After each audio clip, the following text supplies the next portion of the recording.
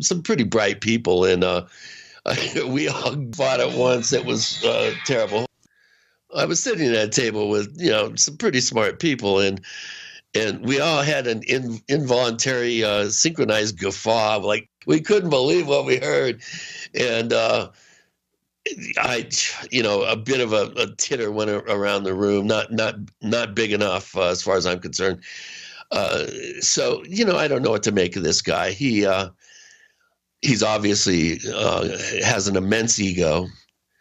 I think he's possibly attended workshops given by the likes of Stephen Greer and possibly a Stephen Bassett. So therefore, he's a contemporary of Sean Correa. Yeah, you could kind of say that, although bad analogy. I think there's a snowball's chance in hell. First of all, I'm surprised that two generals would even give him the time of day, let alone bring him in on some cosmic top secret information. It just absolutely is. It sounds ludicrous to me. And the fact that people are taking this guy seriously and actually awarding him for doing nothing. I mean, what has he done? He's just, made a lot of promises saying, well, I know what's going on, and at some point I will tell you. And it's like, it's so Greer-like. It's actually kind of scary. So I'm not holding my breath, and I don't think we should all be holding our collective breaths about this guy. He obviously really is wet behind the ears, and I don't really see anything solid coming from it. Even though he was mentioned in Podesta emails and stuff, I think he's surrounded himself with a lot of true believer types that are so myopic they've lost their sense of reality. To be honest about this subject, at least. Unfortunately, that happens all too often. Do you think part of that is frustration, though, that we really aren't making that much progress towards understanding what UFOs are? So if someone comes out there, another person, yet another individual saying, I have the answer, that attracts people. Well, he's not saying he has the answer. He's saying that he is in contact with people that have the answer. And he's well connected. That goes by the same thing. There's a big difference. He's not claiming to have any answers. Okay, but the guy's got some moxie, and he's got a little bit of cachet. I understand Jacques Vallée is writing the foreword to his new book. And Jacques Vallée is also going to be a speaker at Contact in the Desert. That's the latest rumor I've heard, which is rather disconcerting, if it's true. Well, let me look at the last Contact in the Desert thing I've got here. Now, I get these things.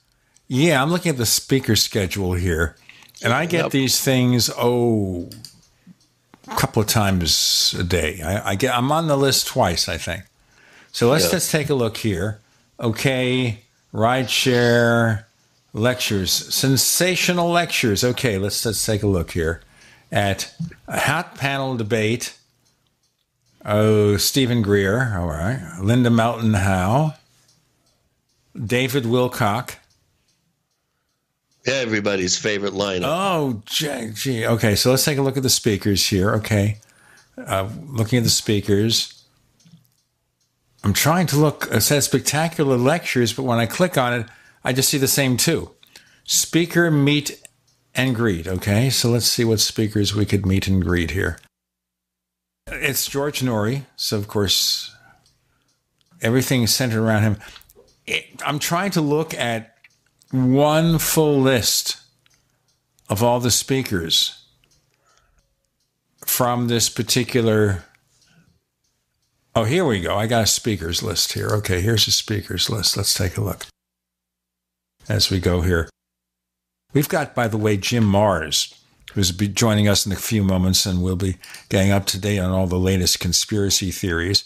Graham Hancock, George Norrie, Dr. Stephen Greer, David Wilcock. Let me go on here. Senator Mike Gravel. Just think, a former U.S. senator has nothing left of his political career, so he has to go to a UFO convention. Jim Marrs will be there. Jacques Vallée, Linda Moulton Howe, Whitley Strieber, Nick Pope, Michael Salla. What a combination. David Sarita, Richard Dolan, Laura Eisenhower. I'm just giving you half of this, folks. Okay? Dr. Dream, Kathleen Marden. All right. That's enough. I can't handle anymore. I'm too overwhelmed with this list. So let me just recover, as I recover. Stick them all in a blender and you'll come up with one hell of a smoothie. It's like they look for everybody out there who's breathing and has some, shall we say, I won't say credibility, some notoriety butts in the UFO field. Chairs. And they've got them all in there. Butts in the camp chairs, Gene. The new pews of the 21st century. Camp chairs. Okay, well, I really can't wait. We'll have to see what happens. In any case, today on the Paracast, after nearly 7 years, by the way, we'll be featuring Jim Marrs. And, of course, when it's conspiracies, and we haven't done a lot on conspiracy theories in a while, he's one of the go-to people. Like Ken Thomas is another go-to person when it comes to conspiracies. So this will be fascinating. And Chris is feeling, as you notice, a bit under the weather, so he'll try to just take it easy as we go on. With Gene and Chris, you're in the Paracast.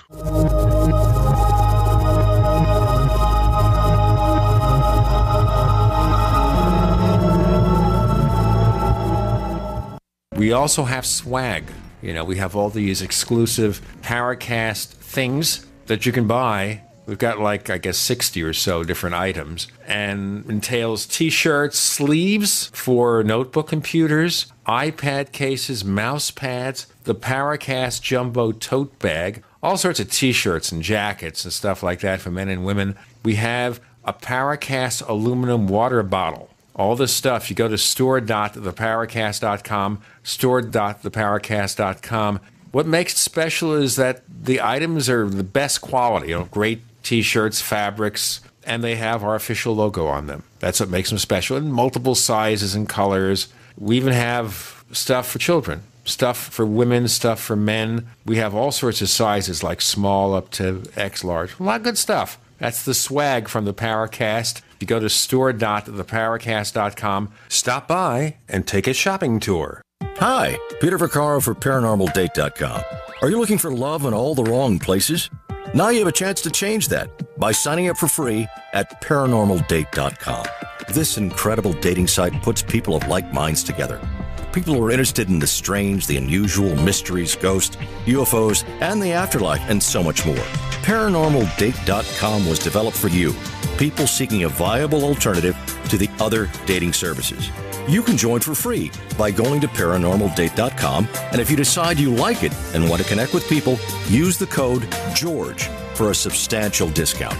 Mark Rawlings, president of ParanormalDate.com, says so many people hunger to share their experiences about the paranormal, the unexplainable, or the afterlife, and so much more, and this is the source for them to meet and share that common interest. So sign up for free at ParanormalDate.com, ParanormalDate.com, and use the code GEORGE if you decide to connect with someone you like. Now's the time to refresh your home and save at Lumber Liquidators Spring Flooring Kickoff Sale. Our stores are packed with the latest spring trends like modern, waterproof wood look flooring. It's up to 34% off, or choose from more than 200 styles of pre-finished hardwood from $149. Get deals on over 55 varieties of bamboo from $159, more from 59 cents, and special financing. The Spring Flooring Kickoff Sale ends Tuesday. Visit LumberLiquidators.com to find a store near you today. Honey, what is that in your CPAP mask? Oh, that's just my mold collection. Oh, gross. And what is that? What, that bacteria colony right there? Yeah, cool, huh? Okay, CPAP users, admit it. You're not always as careful about cleaning your system as you should be. Unfortunately, a dirty mask and hose can make you sick, respiratory infections, allergy attacks, and more. But now there's an easy way to protect yourself. SoClean.com has released the world's first and only automated CPAP cleaner and sanitizer. It kills 99.9% of CPAP germs in minutes. For a limited time, you can try it risk-free for 30 days. Just call 1-800-944-1065. So Clean is hands-free. Just pop in your mask, close the lid, and presto, your CPAP comes out clean and fresh in minutes. Don't let germs wreak havoc on your health. Call in the next 10 minutes for your risk-free trial. 1-800-944-1065. That's 1-800-944-1065. Have you ever wanted a shortcut to getting the underground secrets to making money online and seriously grow your business? Whether it's a new business, a part-time income, or an existing business, you have this incredible limited offer to get a copy of this Amazon best-selling book on .com success for free. Uncover the success factors to make your business ignite. Go to secretsignite.com. That's secretsignite.com. Get your free copy now. Go to secretsignite.com. We'd like to hear from you. If you have a comment or question about the Paracast, send it to news@theparacast.com. That's news@theparacast.com. And don't forget to visit our famous Paracast community forums at forum.theparacast.com. I don't want to say that I use the three famous words with Jim Marrs, get a Mac. But I did give you those words, didn't I? That's right. He's using a Dell. But we won't hold that against him. We're just going to have a pleasant time here catching up with things with Gina and Chris on the Paracast. But first, let me remind you, we've got something special called After the Paracast. And to be able to hear that show, you've got to subscribe to the Paracast Plus at plus.theparacast.com. Jim Marrs, it's actually been, 7 years since we first had you on the show. Do you remember us at all? Well, actually, of course, no. A lot of water under the bridge in 7 years. Yeah, a lot of things have happened. The world has certainly changed a lot. No, that's not exactly right. Hey, Gene, I recognize your name, and I do vaguely recall that. And, hey, you're making a good name for yourself, okay? So you're out there. Well, that's good to be out there. By the way, on GCN, we are among the top 7 streams. Cool. Okay. Yeah, so somebody's listening to us, I guess. Sure. Chris actually didn't join the show till 2 weeks after your appearance. No, so he missed that delight. Well, of course I heard it. I went back and listened to it. I was a listener, a fan of the show at the time. How did you transfer from being a listener to a participant? That's a good question. Somebody just asked me that recently. I don't know. I guess, the listeners really liked it when I was on the show as a guest, and then they had me back on.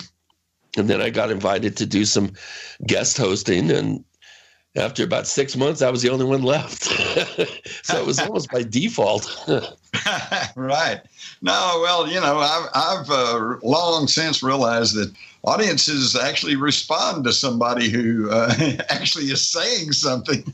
Yeah, it's kind of interesting, now that you say it. Well, I don't really hold back. I pretty much call spades spades, and hearts. I really have no time for a lot of the myopic true believers, sort of blinders wearing crowd out there, people that don't do their own research, that can't be bothered to really get up to speed on certain subjects, and especially in the paranormal realm and conspiracy realm and stuff. So, what can you do? I just tell it like it is, just like you do. Yeah, exactly. There's just so many people that they only want to listen to something that will support their views. Well, that's why you pick, for example, we don't want to get into politics except peripherally here. You pick the cable news network that seems to support your views, and you don't hear the other side of the story. And regardless of what you believe, I think you have to really widen your horizons, because, there are editorial decisions, and we all agree that the mainstream media, whatever it is, the mass media, they're all owned by big corporations, and they're here not to inform you. They're here to make a profit. Absolutely. In fact, I'm to the point now to where I'll have to just admit to you that I am ashamed of my own profession, journalism. There doesn't seem to be very many journalists left in this country. You know, this is very interesting because it takes us back to the conspiracy theories. And I think we all kind of believe the government, and most of us believe the media, and then JFK was shot. And I know for me, and I'm talking about somebody who's an old guy, and Jim, I don't know how old he is, but, you know, he's been around for a couple of years. Probably older than you. I'm not going to date myself, but I was almost grown before there was television. Can you imagine? No television. And it wasn't like we couldn't afford a television. I mean, there was no television. I think we got our first television in about the mid-50s, 54, 55, something like that. Well, we didn't have a TV either, to be blunt, in the 1950s. And I remember the 1950s. We didn't have a TV set. But here's the thing, and you'll see it because, in a sense, you're almost a contemporary of me. Right after the JFK shooting, and we had all the TV events and everything, and basically there was nothing on television for days. And maybe a year or two later, there's this New York State Assemblyman, I guess he might have been former by then, Mark Lane, is doing lectures. Wait a minute, this is not working. This rifle could not have performed these deeds. And he went into all the questions. When did you start to question it? That very weekend, because I grew up in Texas. I had bolt-action rifles. I'd been deer hunting. And I knew full well that to fire, and you have to fire the gun, then you have to cock the bolt, eject the empty shell, throw the bolt forward to chamber a live round. Then you have to regain your sight picture, and then you can squeeze the trigger, and then it goes through that whole process again. So that very day of the assassination, they were interviewing all these people who'd been in or around Dealey Plaza, and the commonality of their statements was that there had been one shot, a pause, and then two shots right on top of each other, kind of a bang, bang, bang. Okay, well, that really piqued my curiosity because I knew you cannot get a bang, bang with a bolt-action rifle. You have to cock the bolt. You have to do the whole procedure I just outlined. So it's got to go bang, bang, bang. So right off the bat, and there were people talking about shots from two different directions, at least two different directions. So I thought, well, that makes sense if there were more than one person shooting. But then, of course, they came out and they said, no, it's only Lee Harvey Oswald with his old bad Italian Mannlicher rifle from World War II up in the school book depository, and he managed to hit 2 out of 3 shots. And I'm just going, whoa, wait a minute. And so that got me going, but I didn't have anything to put in its place because, as you just said, back then we were just coming off of World War II, and my uncles and dad all fought in the war, and, you know, we were God's gift to freedom and democracy, and we had saved the world from the Nazis and the Japanese imperialists, and, you know, God was in his heaven and all was right with the world. And we trusted the government, and we trusted what they said. So actually, it was not until about 1972, I think, the fall of 1972, when one of the Watergate burglars finally went before the judge and says, okay, I'm going to fess up. We were actually working for the Committee to Reelect the President, with acronym CREEP. I always loved working for the CREEP. Then at that point, I realized Nixon had been lying through his teeth when he said he didn't know anything about all this. And that was pretty good epiphany for me, because I finally realized that, wait a minute. The government, even the president of the United States, can, and will lie to me, okay, about anything. Well, and that's when it began to kind of come together for me. By 1976, I guess, or 5, I was asked to teach a course on the Kennedy assassination at the University of Texas at Arlington. And I thought, well, now that's going to be interesting because, the big problem both with broadcast and with print media is you never quite have enough space or enough time to tell everything that you really know about a subject. Let's do a break here, Jim, and we'll get back with Jim Mars and Gene Steinberg and Chris O'Brien. You're in the Paracast.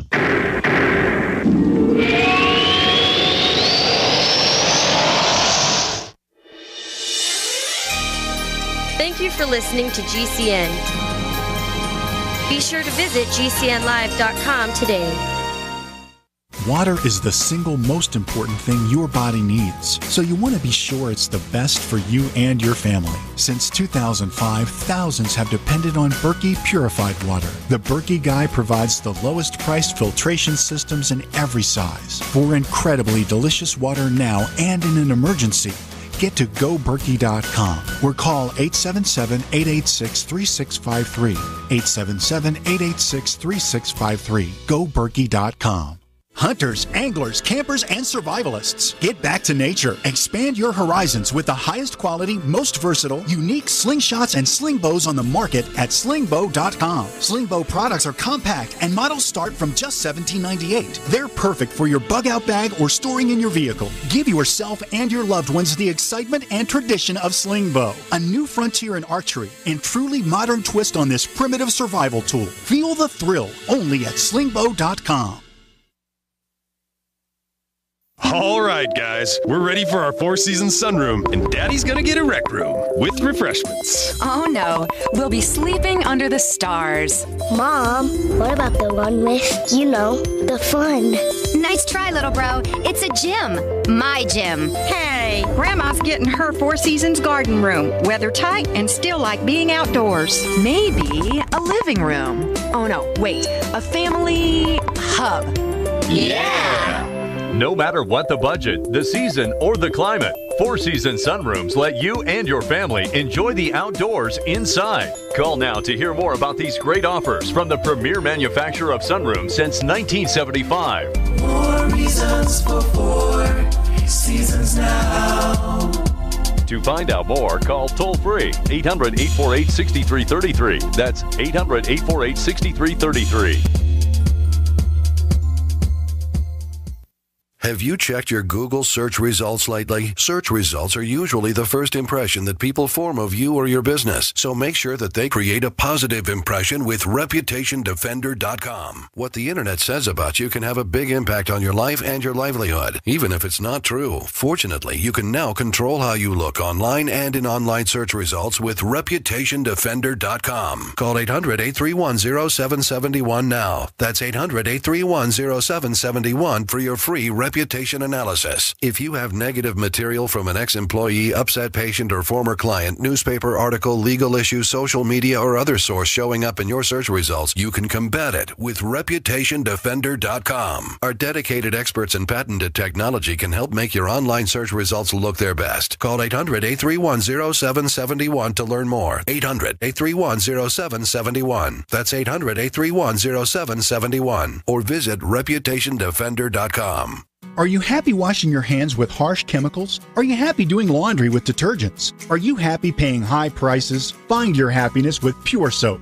These all-natural, earth-friendly Pure Soaps are the very best you've ever used. Buy in bulk. Get a 12, 36, or 48-month supply, or get items individually and still save big. You're getting soap products twice as good as what you're using now, earth-friendly and natural soaps. Your family deserves the best. Happiness is 5starsoap.com. Why not put your money up the drain for a change? See them at 5starsoap.com or call 1-800-340-7091 for a catalog. Cal Ben Soap Company can save you thousands of dollars and give you good old-fashioned real soaps that are triple concentrated. Soaps made from vegetable and coconut oils. See their full selection of soaps at 5starsoap.com. That's F-I-V-E starsoap.com. Or call 1-800-340-7091 for a catalog.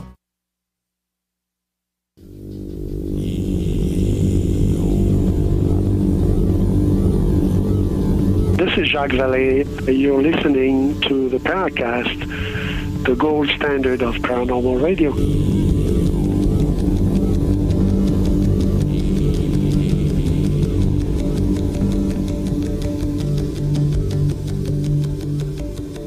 So Chris is back a little under the weather. We've got the real Jim Mars here, not the fake guy. There's no fake guy.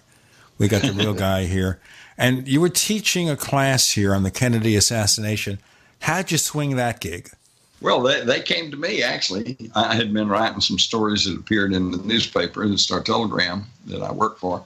The head of the department came to me and asked me if I want to go to lunch. And during lunch, he said, have you ever thought about teaching a course on the Kennedy assassination? And I said, no. I said, but you know what? That's kind of interesting, because if I taught a course, maybe then I would have the time to go into all of the various details and the various bits of information that I'm aware of and that has really never been told to the public.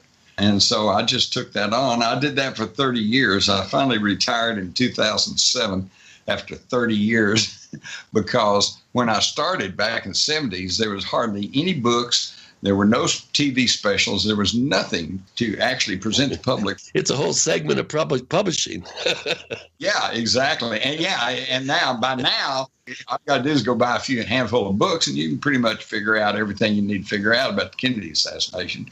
And just to save you from all that reading and studying and thought, I'm just going to tell you right now, this was a palace revolt. This was a coup d'etat in this country. Just ask the Dulles brothers. Yep. And right now, most people, of course, who are concerned in it are already dead. But there are a few people around, like George Herbert Walker Bush. I was gonna ask you, Jim, about him. What about this new photograph that probably not new to you, but several months ago, somebody produced a photograph. I saw it online. It seemed legit, and it appears to show Poppy Bush standing on the stair of the book depository. And then there's another photograph of a crowd shot, and it looks like a teenage George W. Bush standing there. That's true. And interestingly enough, I don't know about George W., but I know that the senior Bush, along with Richard Nixon, were two of the people that were interrogated by the FBI and could not really remember where they were when Kennedy was shot, which, of course, is pretty amazing because that's the Kennedy assassination is one of those defining moments where I even remember where I was, and I was 5. Oh, yeah, I remember where I was. Well, that's one way to have plausible deniability. I don't remember where I was, therefore I know nothing about it. By the way, let me just drop this in, talking about Palace Coup. We all are familiar with, I guess, someone who did work with Nixon, Roger Stone, who is currently a friend of President Trump. He says it was Johnson who did it. Yep. Obviously, for the connection of being the person who benefits most from the death of Kennedy. Right, but that's drawing assumptions. He benefited, so he must have been involved. Let me put it this way. In a court of law, there is a category known as accessory after the fact, okay? If you murder somebody, hand me the pistol to hide, and I drive you away, I didn't kill anybody, but unless I go to the cops and turn you in, I'm an accessory after the fact. And I know in Texas, we've actually executed people who the record of the crime shows did not kill anybody, but they were participated. They were an accessory. And we execute them because under our legal system, if you're an accessory, you're considered just as guilty as the person who pulled the trigger. So under that legal criteria, I can tell you without any fear of contradiction that the two people who can stand guilty in the assassination of President John F. Kennedy are Lyndon B. Johnson and his next door neighbor and old buddy, J. Edgar Hoover, who was the FBI at the time. And the FBI now, why can I prove that those two men orchestrated or authorized the assassination? No. But what I can prove beyond any reasonable shadow of a doubt is that both those men took steps to block and blunt any meaningful, truthful investigation into the assassination. This is what makes them accessories after the fact, and they are guilty under our legal standards. So there you go. And both of those men profited handsomely from the assassination. Johnson was about to be sent to jail because of some of his corrupt dealings, okay? Well, of course, once the shots are fired, Kennedy's dead, and he becomes president, everybody backed off, all right? And he continued to be president. Let's just pursue that for a second before we go to Hoover. All right. We've heard of him being a wheeler dealer, but where was the evidence that would create the situation of a crime there that he could be charged with? Well, because Cliff Carter, his chief assistant, goes to, here's just one incident, goes to John Connally and collected the clothes he was wearing, okay, bloodied, bullet holes in it, everything else. And yet, when that was turned over to the Warren Commission, that suit had been cleaned and pressed and essentially destroyed as forensic evidence in the crime. So that's just one. The other thing is that the Kennedy's limousine, in fact, they're at Parkland Hospital in Dallas. Secret Service agents were scrubbing down the car, replacing windows, and then Johnson ordered that the whole car be sent and be rebuilt. Okay, and this was all long before any investigators could look at the car and determine, where bullet marks were, or trajectories and everything else. This is clear destruction of evidence. In fact, both Hoover and Johnson can be demonstrated to have practiced these crimes: destruction of evidence, suppression of evidence, alteration of evidence, suppression of evidence, and intimidation of witnesses. We understand what's going on there. But the implication, what you said, is before this happened, had this not taken place, Johnson could have been charged with a crime for other things. Yes. In fact, I talked with a man who worked for Life magazine, and the week after that November when the assassination happened, Life magazine was all set to run a big story exposing Johnson and some of his corrupt dealings. And of course, once the assassination happened, the guy said they scratched all that and ran with the assassination. Well, that was one way to stop the inquiry. Okay, what about J. Edgar Hoover? Well, J. Edgar Hoover, of course, over and above of flitting around in his tutu, was so susceptible to blackmail through the mafia and everybody else because they knew about his homosexuality. They knew about his gambling, and he knew about the payoffs he had and his connections with the mafia. Keep in mind that J. Edgar Hoover, through the 50s and early 60s, had publicly maintained there was no such thing as organized crime. The mafia didn't exist, okay?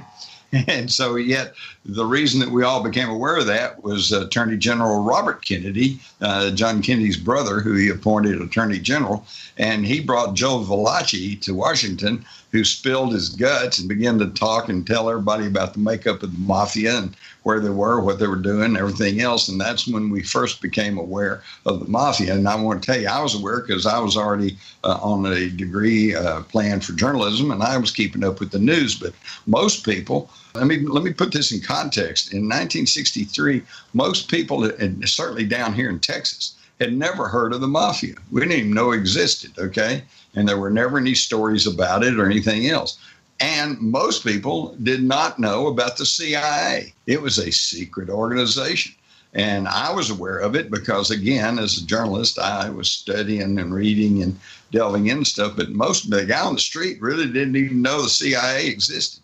And this explains how they were able to move through organized crime and the CIA and other alphabet agencies and get things done. And most people had no clue that it was going on. Well, there has always been a rumor here about the CIA doing drug-related stuff with organized crime. Yeah. And I'll tell our listeners, by the way, because the principal figure is no longer alive, that a relative of mine got caught up in a sting involving, he said, someone from the CIA and some organized crime people, one of whom was a lawyer who lived in Bay Ridge, Brooklyn. And this goes back to the 1970s. So there's something going on there. I'll tell you more about it in a moment. We got Jim Mars talking about the Kennedy assassination. With Gene and Chris, you're in the Paracast.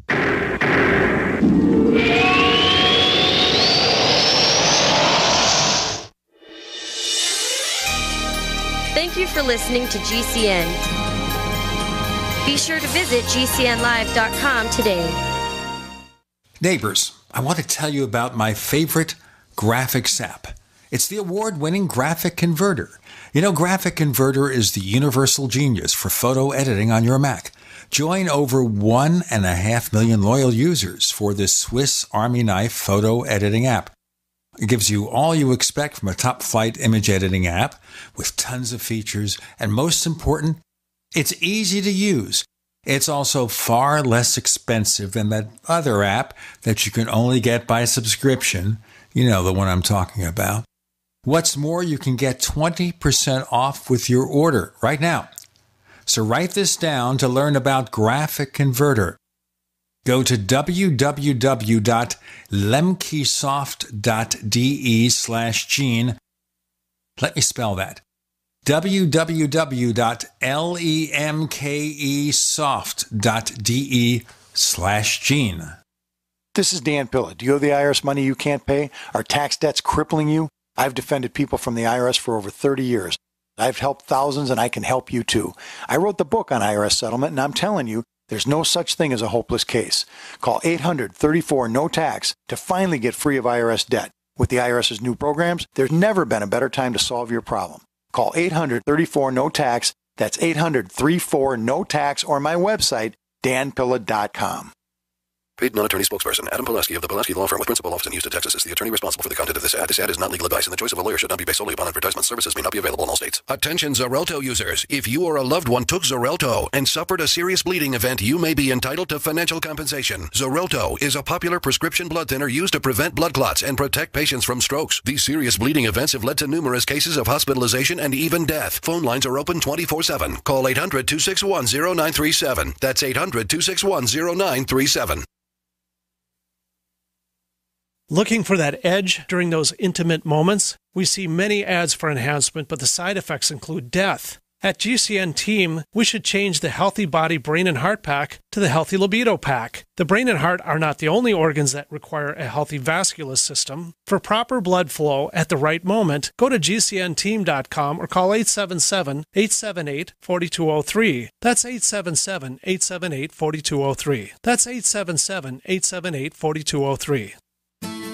Hi there, Dick Allgaier here. I was a mainstream television news reporter for over 3 decades. I normally never do commercial endorsements. I am very skeptical of health supplements, but a friend of mine told me about his experience with Synergy One, so I purchased a bottle, and my wife and I have been using it for a few weeks now. I very much dislike so-called energy boosters, those little energy drinks that have caffeine and guarana and other things that make your heart race. This is not that. My experience with Synergy One has been great. My mood is better. My joints feel better. I have more vigor, more stamina, way increased productivity. My wife and I both noticed that we even dream more. So I recommend Synergy One. It's really good stuff. I'm having great results with it.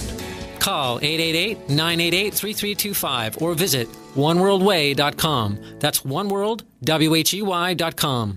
Lifetime Graze 100% grass-fed beef has the health benefits you seek. When compared to conventional beef, it offers good fats while virtually eliminating the bad. That's the result of cattle who never eat grain, ever. Rich in antioxidants, including vitamin E, C, beta-carotene, and CLA. No artificial hormones, antibiotics, or other drugs. For all our fresh, non-cooked products with only 100% grass-fed beef, go to MidasResources.com. Use voucher code GCN to get 30% off your order. MidasResources.com or find us on Facebook.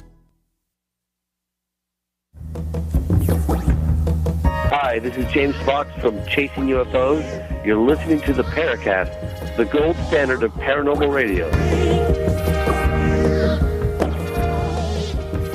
Okay, so let me give you the revelation. The relative was on the show as a expert on collectibles on the Paracast back in the days of our original co-host, and he was charged with conspiracy in the 1970s. In relationship to one of these efforts somewhere in Suffolk County, New York, where they were charged with trying to use this plane to bring in drugs. And he said there was a CIA dude who was part of the team and never admitted it was drug-related at the time. I think later on he finally did. And I remember meeting a lawyer at the time who was the classic mafia lawyer who lived in Bay Ridge, Brooklyn. I mean, if you look at the movies and you imagine one of these people, he was a made lawyer. He was like the quintessential made lawyer. So that's what I know about it. All right. Wow. Something happened to a relative. But let's get back on with J. Edgar Hoover and doing stuff and the inquiry by Robert Kennedy into the mafia. Well, let me add to what you just said that I could cite you a half dozen or more stories of people who've been set up and who have been charged with crimes, sometimes sent to prison. I know I worked on a case with a fellow here in Texas who sold airplanes. The DEA came to him and said, we think some of these planes are being used for smuggling drugs. Can we, keep tabs on them and you can give us registration numbers and things like that. He, being a good patriotic American, he said, yeah, okay. So over the next few years, he was selling and trading airplanes, sometimes to probably known drug dealers, because he was told to by the DEA.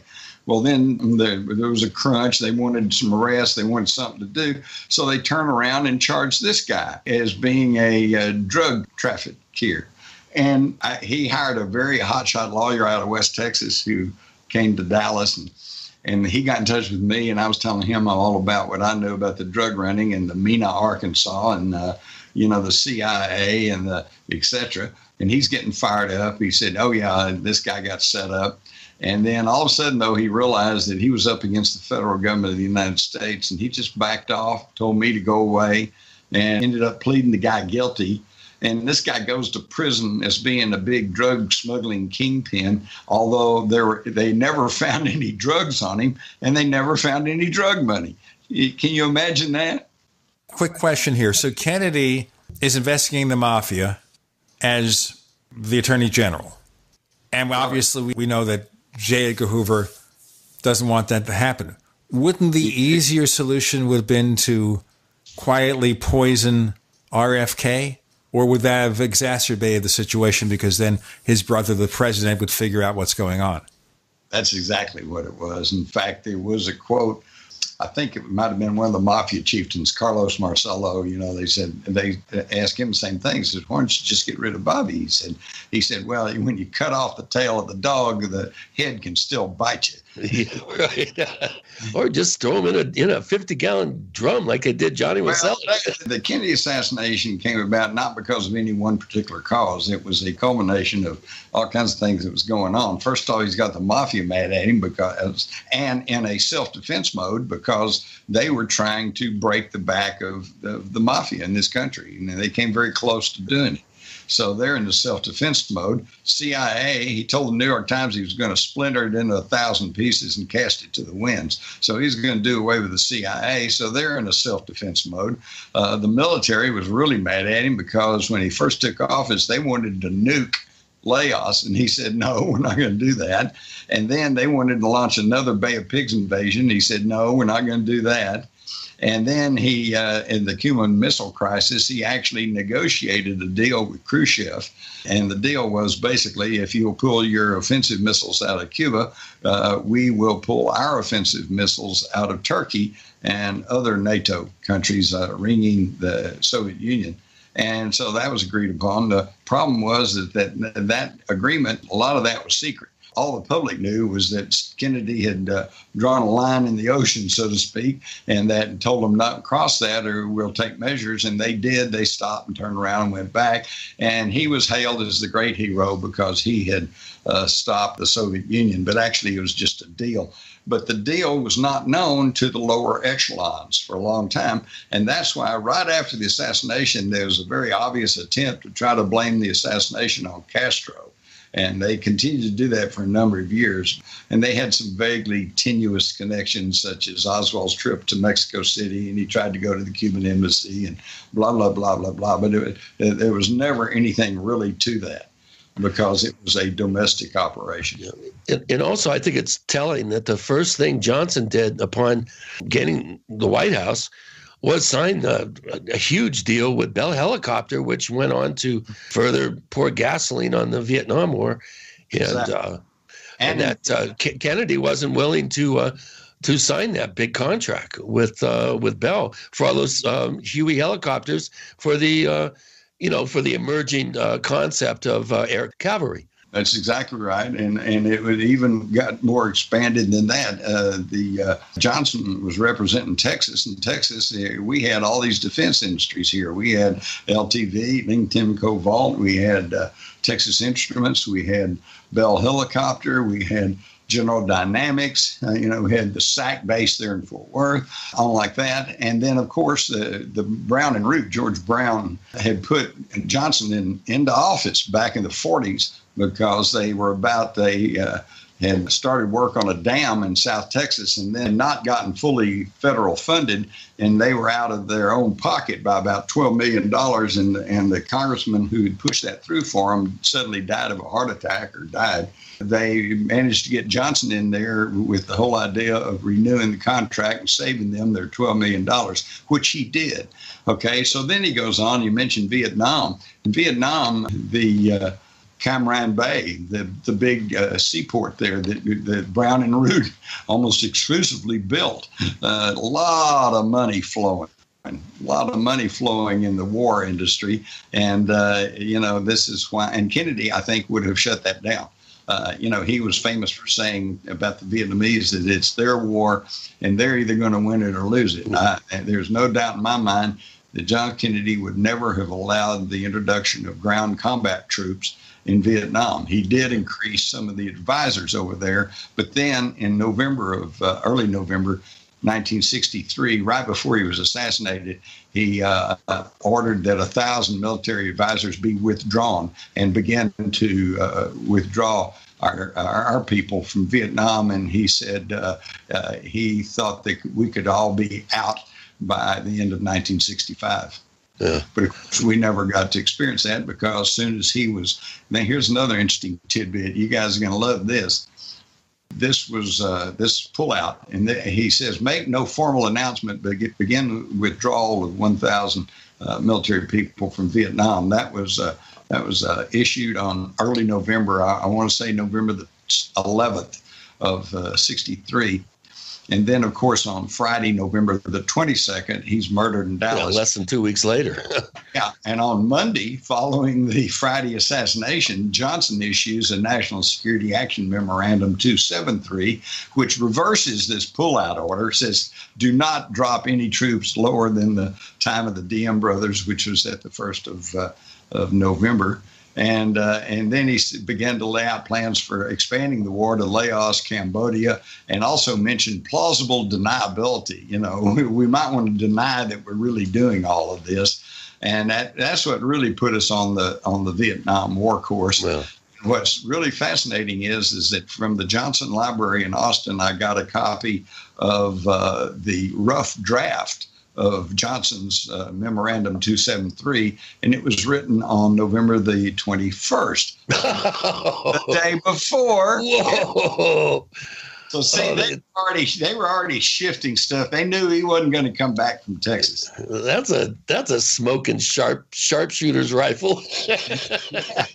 Yeah. Well, and another thing too is you mentioned Brown and Root. Of course, the same name crops up for the Gulf War. Here we have, Desert Storm or Operation Iraqi Liberation, which I think was the initial name for W's foray into the $3 trillion foray into the Middle East. Of course, the acronym OIL wasn't immediately identified, and when it was, they changed it to Operation Iraqi Freedom. But KBR made how many billions of dollars off of the Gulf War?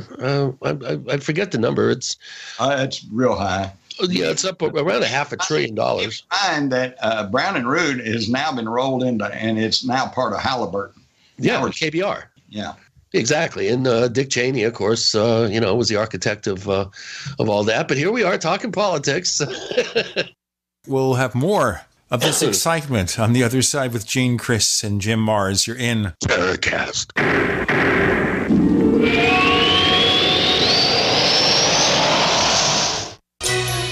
Thank you for listening to GCN. Visit GCNlive.com today. Attack of the Rockoids has been well received by critics and readers alike. It's a thrill-a-minute story you'll never forget.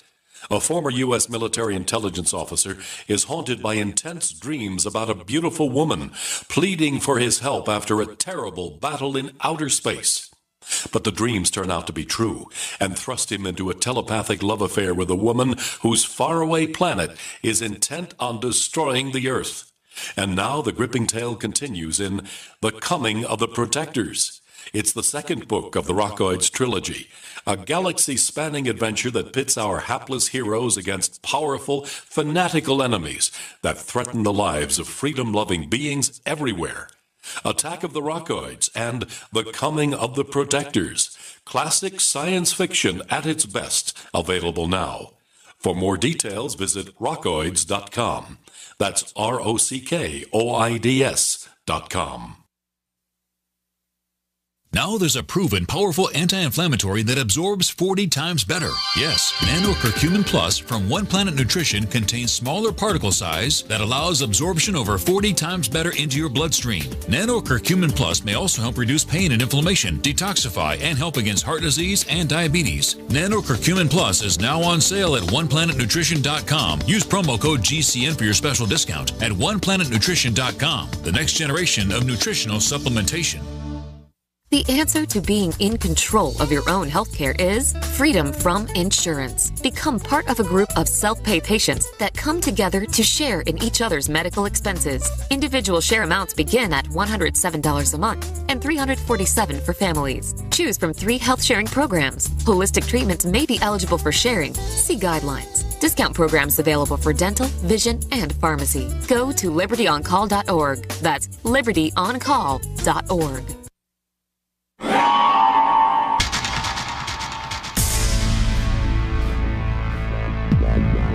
Welcome back to the Paracast, the gold standard of paranormal radio.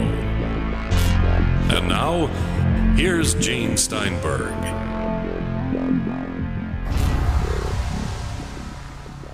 Okay, Chris was going into some pretty interesting points there in our discussion with Jim Mars. And do you want to continue, Chris, or let Jim answer? No, well, I was just pointing out that no matter how much you think things change, they always say the same players, same agendas, same modus operandi. It ain't broke, so they're not trying to fix it, and they think everybody's stupid enough not to notice that running drugs, to fund black projects and taking out very brave investigative journalists. I mean, talk about the CIA and running drugs and the Golden Triangle in Vietnam, and it goes all the way back to British losing the tea monopoly and saying, what are we going to do with all these ships? Well, we might as well strong-arm the Chinese and allow us to ship and sell opium in China. I mean, it goes all the way back. It ain't broke, so they're not trying to fix it. And most of the American people in dumb, what-a-stan, they don't care. It's like their heads are in the sand. Their pink little tushies are in the air, waiting for the jackboot. And it's unfortunate that, we end up with such a knee-jerk reaction by the collective against politicians, and we end up in the situation that we're in now. Chris, I have to contradict you here. I don't think we're talking politics here, okay? Politics is when they want to build a new highway or a new school, and then maybe the different parties and different individuals argue over how they're going to fund it. That's politics. That's normal stuff. What we're talking about is criminal activity. Okay. And I'll admit, I've heard all my life, in decent company, you don't want to discuss religion or politics, which is probably a good rule of thumb unless you're really good friends. But hey, nobody ever said you can't discuss criminality. Good point of distinction there. Well, looking at Donald Trump's, cabinet and his probably beholden to relationships with certain kind of unsavory Russians under the scenes, and then one very visible Russian. It's very interesting. I saw a list of connections between Trump insiders with.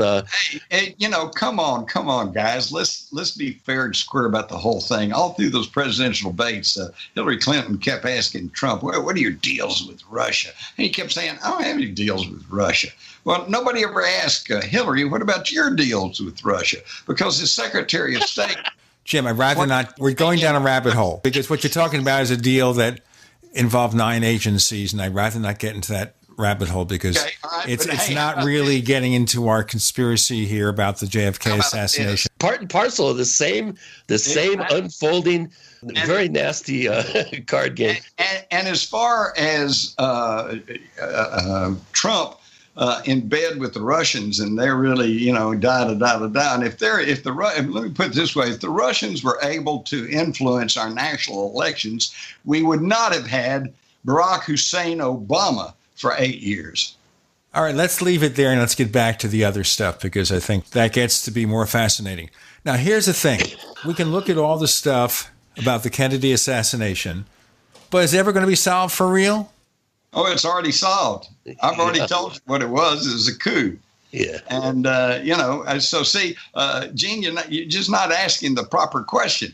It's already solved. If you want to read all the material that's out there, look at all the YouTubes, and look at everything that's available, you'll know exactly what happened. You're saying basically it's already published. One of these books, all the information you've read, it's already in there. But is there any hope that this will be a generally revealed story? I mean, we go back to the late 70s when they had this select committee in Congress where they concluded that a conspiracy was involved in the death of Kennedy, but they never went anywhere with it.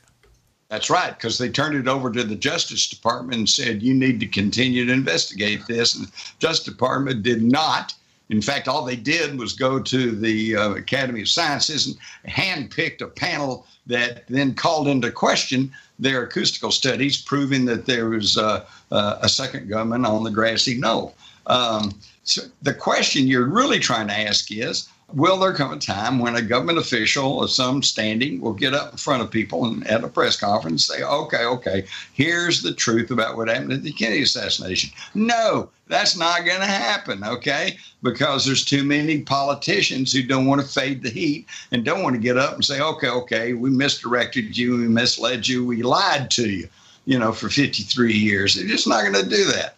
When you say, will we know the truth's out there right now for anybody who wants to take the time to stop and look at all the evidence and actually think objectively about the whole thing and not just listen to the mainstream media, which is rife with people on the CIA payroll one way or another. And they've been giving us this, it's really interesting, guys. I went back and I found out that the polls taken in 1964, just a few months after the assassination, showed that the vast majority of people did not believe the single assassin theory. That was 1964. And today, now it's up around 80% or so that do not believe the single assassin theory. And yet that's the story that's still being pushed by the corporate mainstream media.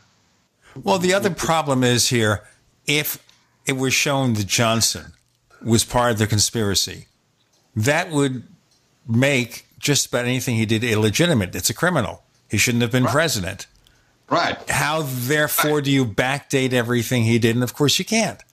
You can't. And that's why the status quo is going to fight tooth and toenail to remain just like it is. And the history books are slowly changing their story. It used to be Lee Harvey Oswald did it, period. Now it's, there's some question about Lee Harvey Oswald. And in the future, maybe we'll finally get somewhere where, he may well have not have killed anybody, just like he said he did. He said, I didn't shoot anybody. I'm just a patsy. Okay? But you're absolutely right. If this should become widely known, become public knowledge, and we all understand that there was a coup in 1963, well, then every government since then has been illegitimate. All the laws passed, all the regulations, everything else, should go by the board because it was done by an illegal government. And so they will never admit to that. And as you say, it's not just Johnson, it's the people who worked in his administration who have to be part of the conspiracy. You have to look at all the consequences, the Vietnam War, everything else. I understand the impossibility. So that's where it stands. Let's move on to other subjects because I don't want to make this just about the Kennedy assassination. Yeah, but that was fun. It was. It was. And it always is fun to talk about. But if we're looking at conspiracies, do we assume just quickly that RFK and his shooting was part of the same thing? Of course. It was both were CIA operations. And we can see the same thing kind of beginning to mount right now. Right now, it's the Trump administration versus the CIA. They're the ones that's been putting out all this stuff. They're the ones who claim that the Russians, were working with the Trump people and trying to fudge the election. And yet There's never been any real evidence coming forward that that's the case. In fact, the person who has confessed to leaking the WikiLeaks emails was worked for the Democratic National Committee. So, Well, that is not what happened, but if you want to believe that, that's your privilege. Listen, there is so much BS being floating around right now today that's not even funny, and you can't tell a player without a program. And I don't think anybody's got a program. Let's go into a subject that we deal with so often here on the Paracast, which is UFOs. Yeah. All right. We still don't have anybody in the government of any standing who says, yes, okay, folks, we're not alone. I mean, they're slowly conditioning us to this, okay? If you guys will think back, and it sounded like Gene's been around for a while. Gene, if you'll think about when you were a kid, the government position was there was no such thing as UFOs, that they were either just misidentified aircraft or they were some sort of mass psychosis hallucination, I remember that very distinctly. Okay, we got more to come here with Jim Marrs. We're going to get into the UFO mystery, into the possibility of disclosure, or that's just one of those forlorn promises that never happens. Gene Steinberg, Chris O'Brien, Jim Marrs, you're in the Paracast.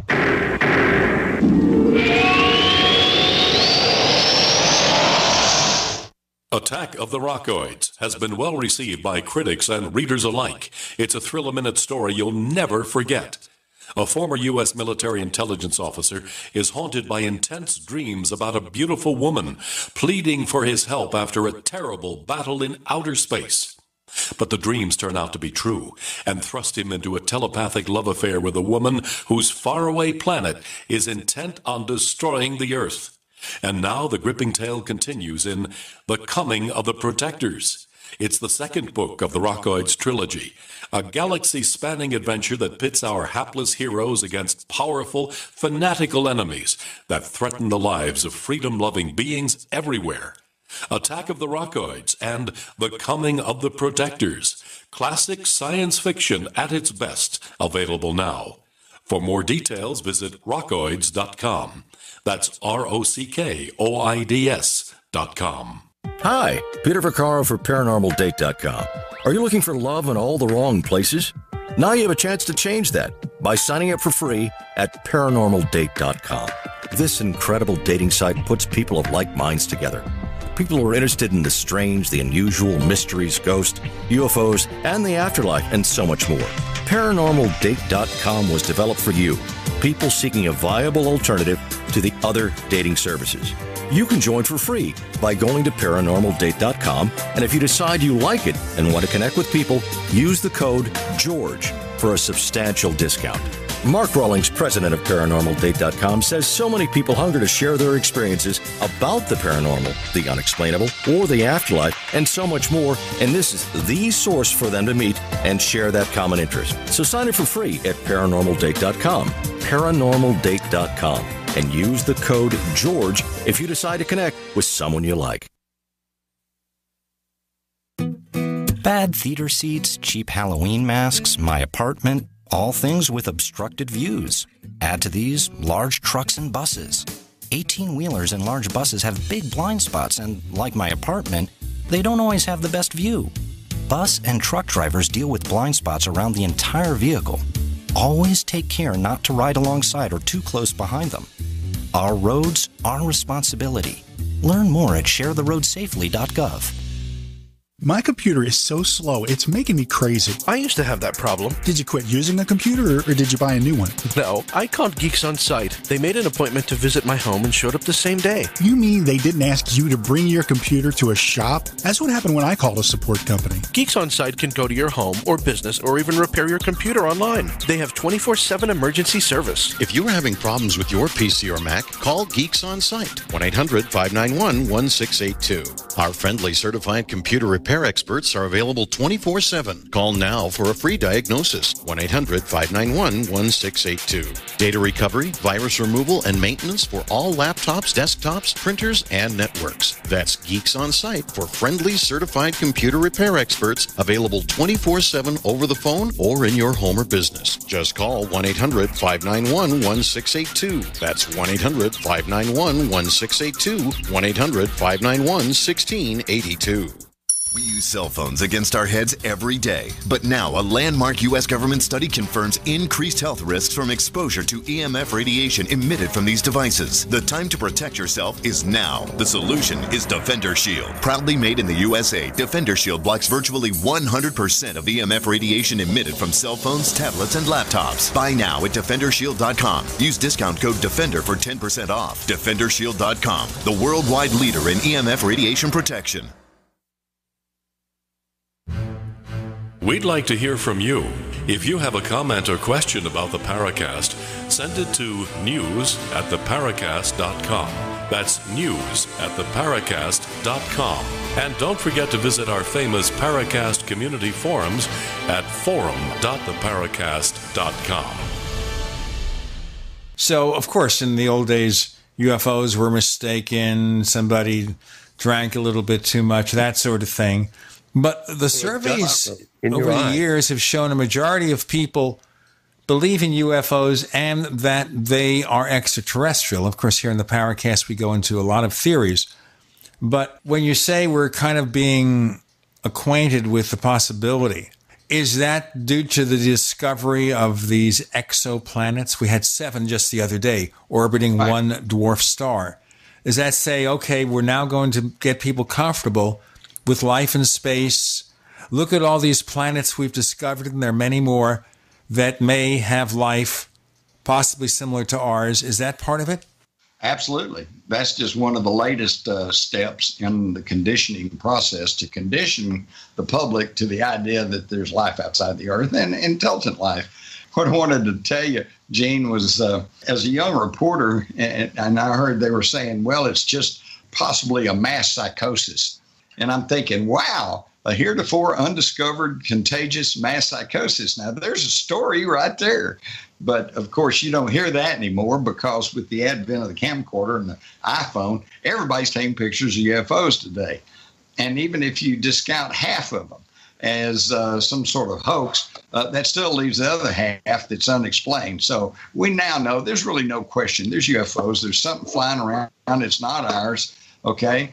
And the thing is, the conditioning process has worked quite well. The national polls in the 50s showed that the vast majority of people, I'm talking 90%, maybe more, did not believe there was any kind of life outside the Earth. I know this because my Baptist parents were one of them. All right. And now today, the national polls show that quite the opposite. 85, 90% or more of the people queried say, yeah, they're ready to accept the idea that there's extraterrestrial intelligent life. Now, you know, that's quite a turnaround in 50, 60 years. And so that shows that the conditioning process has been working quite well. And yes, the recent discovery of these exoplanets, I think that adds to it. We also have, of course, we just keep getting these driblets of information. For example, when I was in school, we were taught the moon was just a dead world. It was just a rock. There's nothing there, no atmosphere, no magnetic field, no water. And now we know that that's simply not true. There is a magnetic field, weak, but it's there. And there is water. You can see water drifting across the moon. There's, you know, in fact, most of what we were taught early on about space and the other planets is proven not to be true. So we're still discovering what our true universe is all about. Right, but just having the presence of water doesn't guarantee intelligent life. It might make it easier to set up a base, though, if you have a local water stream. I was reading a thing not long back. This is interesting. They figured the cost of building a base on the moon could be a few $100s. A few $100s? Because they said, look, all you got to do is get some plastic and stretch it across one of those smaller craters and then pump some oxygen in, and you've got a perfectly good living environment. It's a bit of a stretch. Well, no, think about it. I don't know why wouldn't that work, unless it gets hit by a meteor. Well, we have no reason to go there. According to some researchers, we've already used the potential bounty from the moon, helium-3 and other rare and important minerals. We've already collateralized that for the national debt, and we don't really own any of that material. Well, yeah, but I can recall before we went to the moon, the idea was we were going to set up a colony there. We were going to mine the resources of the moon, and it was going to pay for the space program. And instead, we're told we went there 6 times 30 years ago and decided, well, there's really not much there. It costs a lot of money to go there. We're just not going to go back. To me, that makes really little or no sense. For one thing, in this world of ours that's, the environment is being degraded because of the human habitation, and there's the human population is swelling in numbers. Obviously, the secret is to move into space. And so why we stop? Maybe, for my money, I think we were warned off. I think we were told, okay, you made it to the moon, but that's it. You're not going anywhere else, not until you do away with your atomic weapons and quit acting like savages. Right, but what about the stories that go around that we do have an alternate or black project space program, and we are over there, but obviously what we're engaged in is not made public for some reason. What about that? Yes, I do believe in that. In fact, with the work Gary McKinnon did when he showed the officers in the command order of the space fleet, and when you look at the fact of everything going, the fact that we've got things coming and going out of Area 51 that we don't know anything about and not been announced publicly to us, yes, I think it's entirely possible that we do have operations in space right now. They're just not telling us. And I'm not real certain, I can't tell you definitively why that is. You would think that we should be operating from a standpoint of openness and transparency.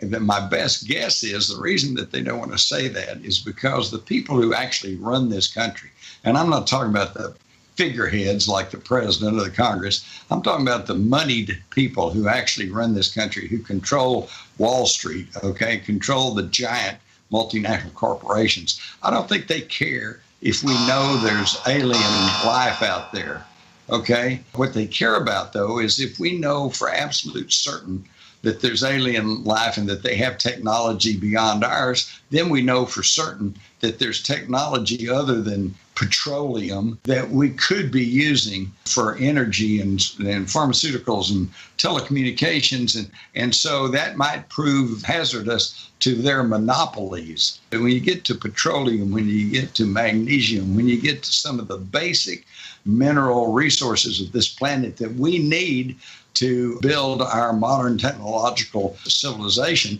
it's under the control. It's under monopolistic control of a handful of people. The 1%, if you will. Yeah, but again, the obvious question that any skeptic would immediately pose would be, how could you keep such a massive amount of infrastructure work and the amount of workers and just what would go into something like a secret space program? And how do you keep all that secret and all these thousands of people? Well, number one, you don't. There's all kinds of whistleblowers. I myself have met a naval commander who said he had gone on a mission in space. Okay, and there's plenty of others. You get on the internet, you'll find all kinds of people. The problem is, they were under very compartmentalized, classified programs that you don't go around taking pictures and you don't take video of everything you're doing. So mostly it's just stories and they get written off. The key thing is that although the information's out there, you guys obviously have done your homework and you've kept your eyes and ears open, your heads up. So you're at least aware of all that and you question, which is good. I mean, I totally support being skepticism, but you guys are the exception.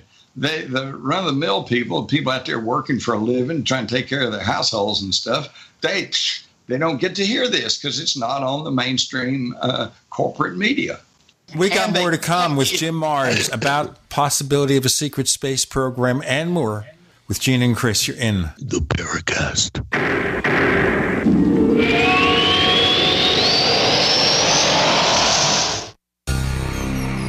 Thank you for listening to GCN. Visit GCNlive.com today. Paid non-attorney spokesperson, Adam Pulaski of the Pulaski Law Firm with principal office in Houston, Texas, is the attorney responsible for the content of this ad. This ad is not legal advice, and the choice of a lawyer should not be based solely upon advertisement. Services may not be available in all states. Attention Xarelto users. If you or a loved one took Xarelto and suffered a serious bleeding event, you may be entitled to financial compensation. Xarelto is a popular prescription blood thinner used to prevent blood clots and protect patients from strokes. These serious bleeding events have led to numerous cases of hospitalization and even death. Phone lines are open 24/7. Call 800-261-0937. That's 800-261-0937. Did you know there's a new group of water contaminants with unknown health effects? These emerging contaminants lurking in your water may include prescription over-the-counter drugs and new types of herbicides and pesticides. ProPure's improved Pro 1G 2.0 filter meets NSF 401 standards to help reduce these emerging contaminants. To find out more, visit your authorized ProPure dealer or ProPureUSA.com. That's PROPURUSA.com. Hello, Belly Flattening Helpline. Hi, is this the number for the free trial of that belly flattening breakthrough Somabiotics? It is. We're giving away free trials to anyone, male or female, who's over 18 and wants to flatten their belly fast. I heard that Somabiotics is so effective it can actually cleanse pounds of sludge from your belly. Is that true? Sure is. Somabiotics is scientifically formulated with natural ingredients to flatten bloated bellies fast by cleansing pounds of rotting food and toxic sludge from your body. It even combats periodic heartburn and acid reflux, so you'll look and feel great. If your belly flattening results are too dramatic, simply reduce use to every other day. Wow, I'm glad I called.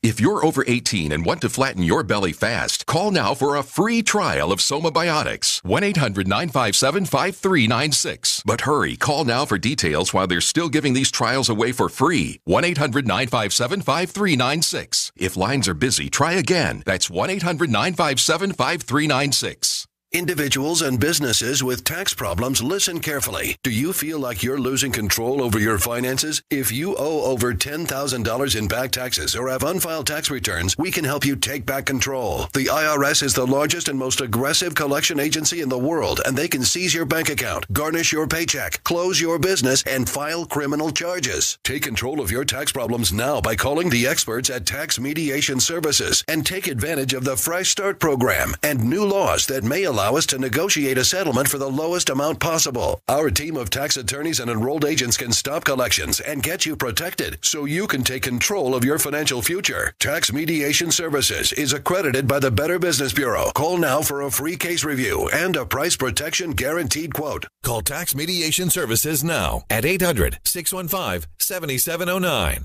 That's 800-615-7709. 800-615-7709.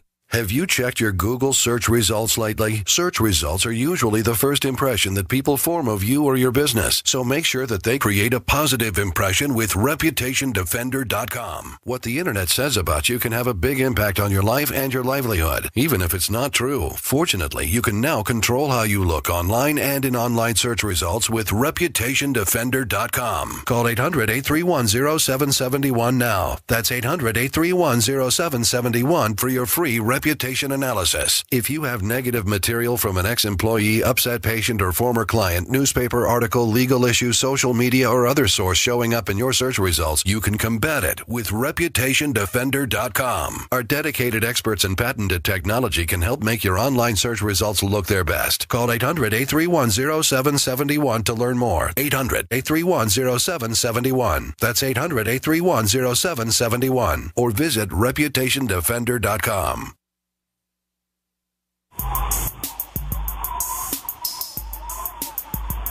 Hey, this is Marie D. Jones, the author of This Book is from the Future, and you are listening to the Paracast, the gold standard of paranormal radio.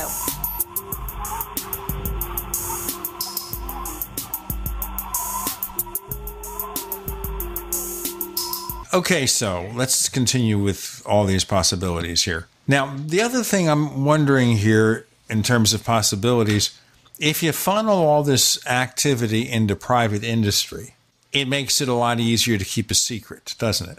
Right. And I think that's why they're moving in that direction right now with, for instance, SpaceX. But, you know, even the government actually can keep a secret. There were more than 30,000 people working on the Manhattan Project, which was developing the atom bomb during World War II, and nobody talked. okay? And the public didn't know anything about the atom bomb until we dropped one on Hiroshima. Okay, but that was also at a time during World War II. So certainly there were more concerns about keeping information a secret. It wasn't quite what it is today when people don't trust the government. Then we believed in the government. We believed what the news media was telling us. Of course, it's kind of before my time, but that's the impression I have. So it was very different environment than there is now. Let me give you a good example of that. The Japanese were experimenting with what they call fuego balloons or fire balloons, and they were incendiary devices on a balloon, and they would float them across the Pacific. The idea that they would run out of air or run out of steam, somewhere in the Northwest, in Washington State, Oregon, Northern California.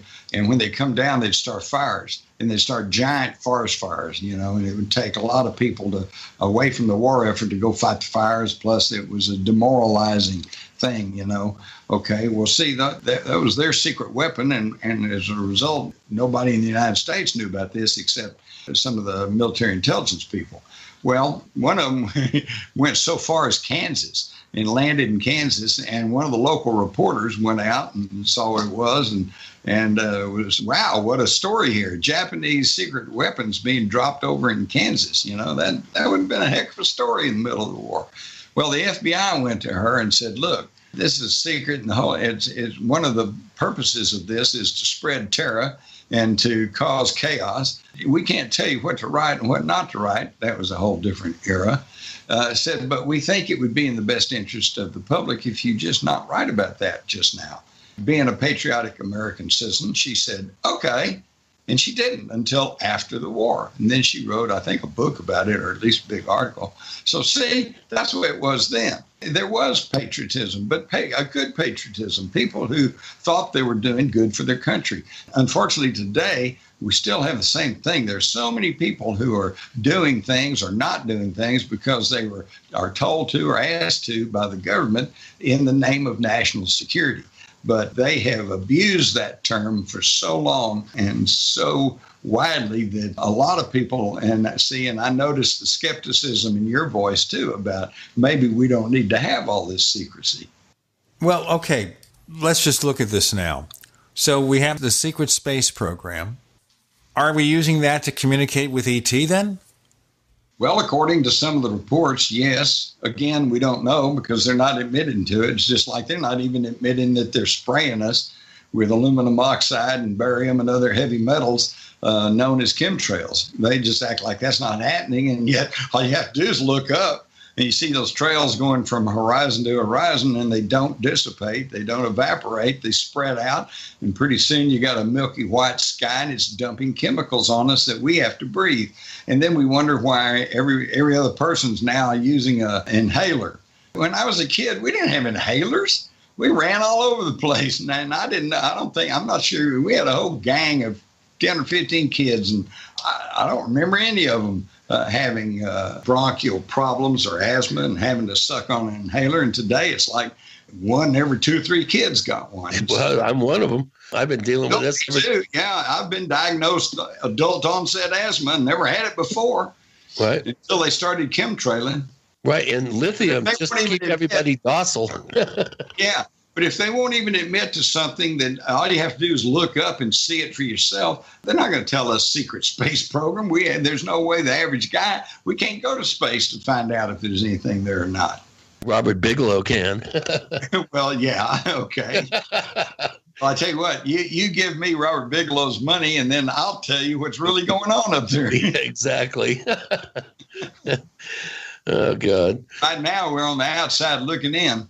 But I'll tell you what, there's a lot of people who in the past who recognized this and saw everything was coming up. I was really interested here recently. They have found a paper, a treatise that was written by Winston Churchill in 1939. This is before World War II started.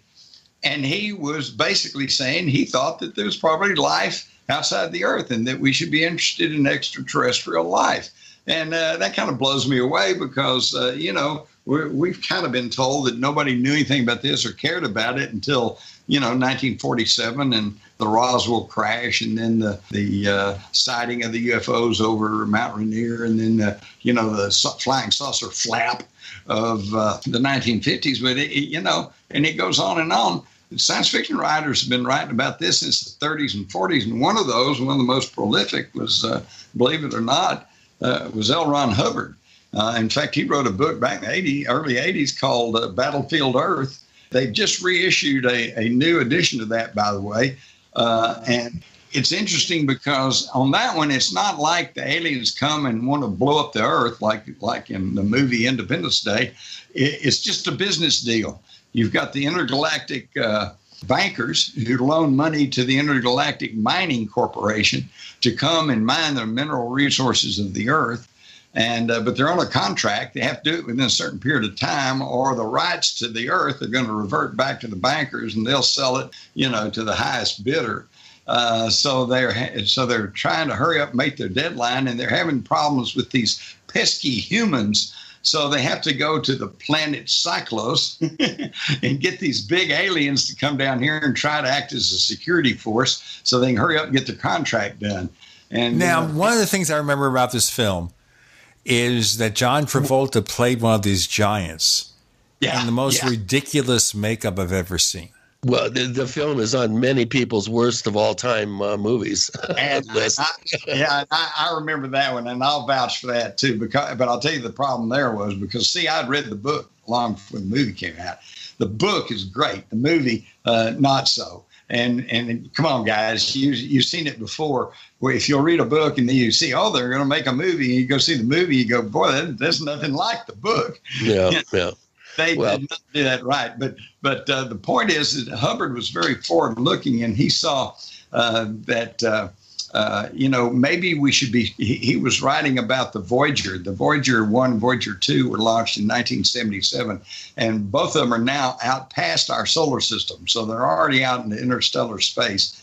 And he said we should be careful because we might not like – if we go out there and tell everybody, here we are and here's how you get to Earth, we might not like who shows up. That's what Stephen Hawking's been warning. He recently reiterated that, and there may be something to that. Hey, you guys think about this. On Voyager 2, they have a golden disc, and it's got recordings from the Earth, probably some sounds and animal cries and stuff, but also music. And, of course, Chuck Berry. Johnny B. Good. Chuck Berry with Johnny B. Good. Can you imagine what those aliens are thinking out there? Well, you mentioned, hold on, before we get past L. Ron Hubbard, one of the things that I've been most, I've done a little bit of research on the man. He's quite an enigmatic character. And one of the things that really intrigued me, number one, is his background in the Office of Naval Intelligence. And then number two, his weird friendship with none other than Jack Parsons and his dabbling in the occult. I think he was in the OTO, Ordo Templi Orientis, of course, made famous by Aleister Crowley. And, of course, Parsons was higher up in the L.A. chapter of the OTO. And the Babylon working that they did out in the Mojave Desert over a 2 or 3 month period in 1946, that some people may have opened up a portal that started the modern age of UFOs. Have you done any research into his cult? We have Jim Mars with Gene and Chris. You're in the Paracast.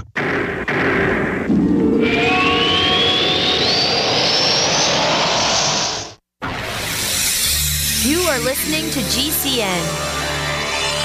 Visit GCNlive.com today. Neighbors, I want to tell you about my favorite graphics app. It's the award-winning Graphic Converter. Graphic Converter is the universal genius for photo editing on your Mac. Join over 1.5 million loyal users for this Swiss Army knife photo editing app. It gives you all you expect from a top-flight image editing app with tons of features, and most important, it's easy to use. It's also far less expensive than that other app that you can only get by subscription. You know the one I'm talking about. What's more, you can get 20% off with your order right now. So write this down to learn about Graphic Converter. Go to www.lemkesoft.de/Gene. Let me spell that. www.lemkesoft.de/Gene. We use cell phones against our heads every day. But now a landmark U.S. government study confirms increased health risks from exposure to EMF radiation emitted from these devices. The time to protect yourself is now. The solution is Defender Shield. Proudly made in the USA, Defender Shield blocks virtually 100% of EMF radiation emitted from cell phones, tablets, and laptops. Buy now at DefenderShield.com. Use discount code DEFENDER for 10% off. DefenderShield.com, the worldwide leader in EMF radiation protection. You may own a knife, but if it's not an indie hammered knife, it's not a knife. From the forge to the grinder to the sheath, each indie hammered knife is handcrafted using God-given talent. The result is the sharpest edge a knife can have and a true work of art. See a variety of knives and the complete knife kit at IHKnives.com. Indie hammered knives, custom knives, made in America.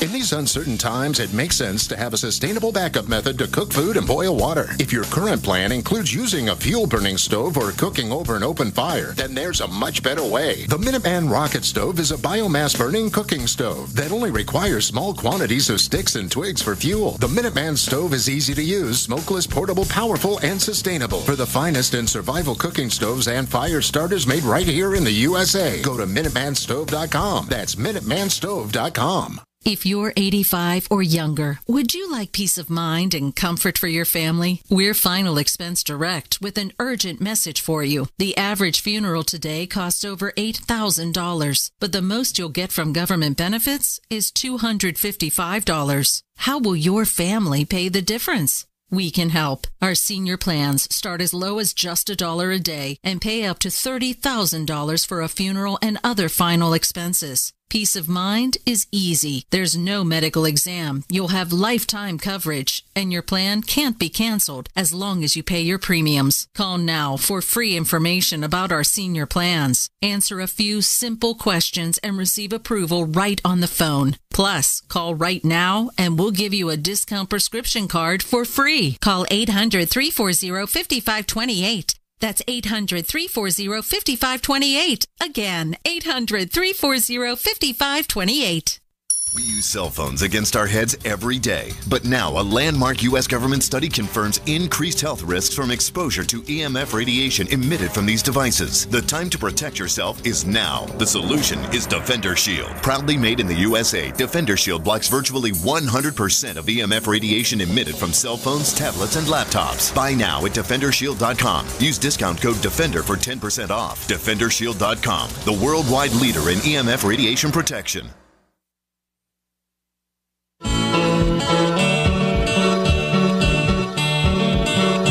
This is Micah Hanks of the Gralien Report, and you're listening to the Paracast, the gold standard of paranormal radio.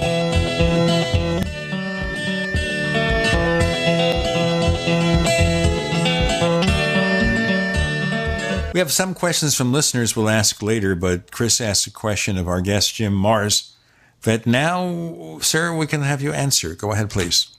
Oh, well, yeah. Of course, I was aware of L. Ron Hubbard because I read a lot of his stuff. He's writing Western novels and spy novels and, intrigue novels all the way back into the 30s.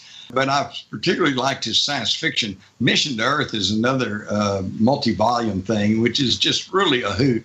And it's done from the standpoint of the alien who comes to the Earth and then falls into the grips of the CIA, the FBI, and the Mafia, and everybody else. You're right. Hubbard was pretty enigmatic, but he was also just a very world traveler and was what I consider myself. He was a generalist. He knew a little about a lot of things, and he was putting it all together. So, like I said, he had some really good insights into what was really going on, and he chose to try to share that through his fiction. But before we get away, I got to mention that when I was a kid and there was no TV, we'd listen to the radio.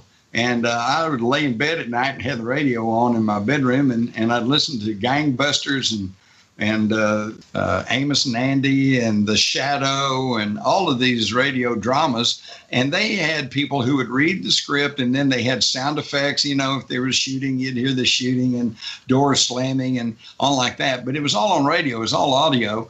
And so you'd lay there and you would picture it all in your mind. And it was really an exciting and interesting interactive experience, because they'd tell you the story and you could picture it in your own head.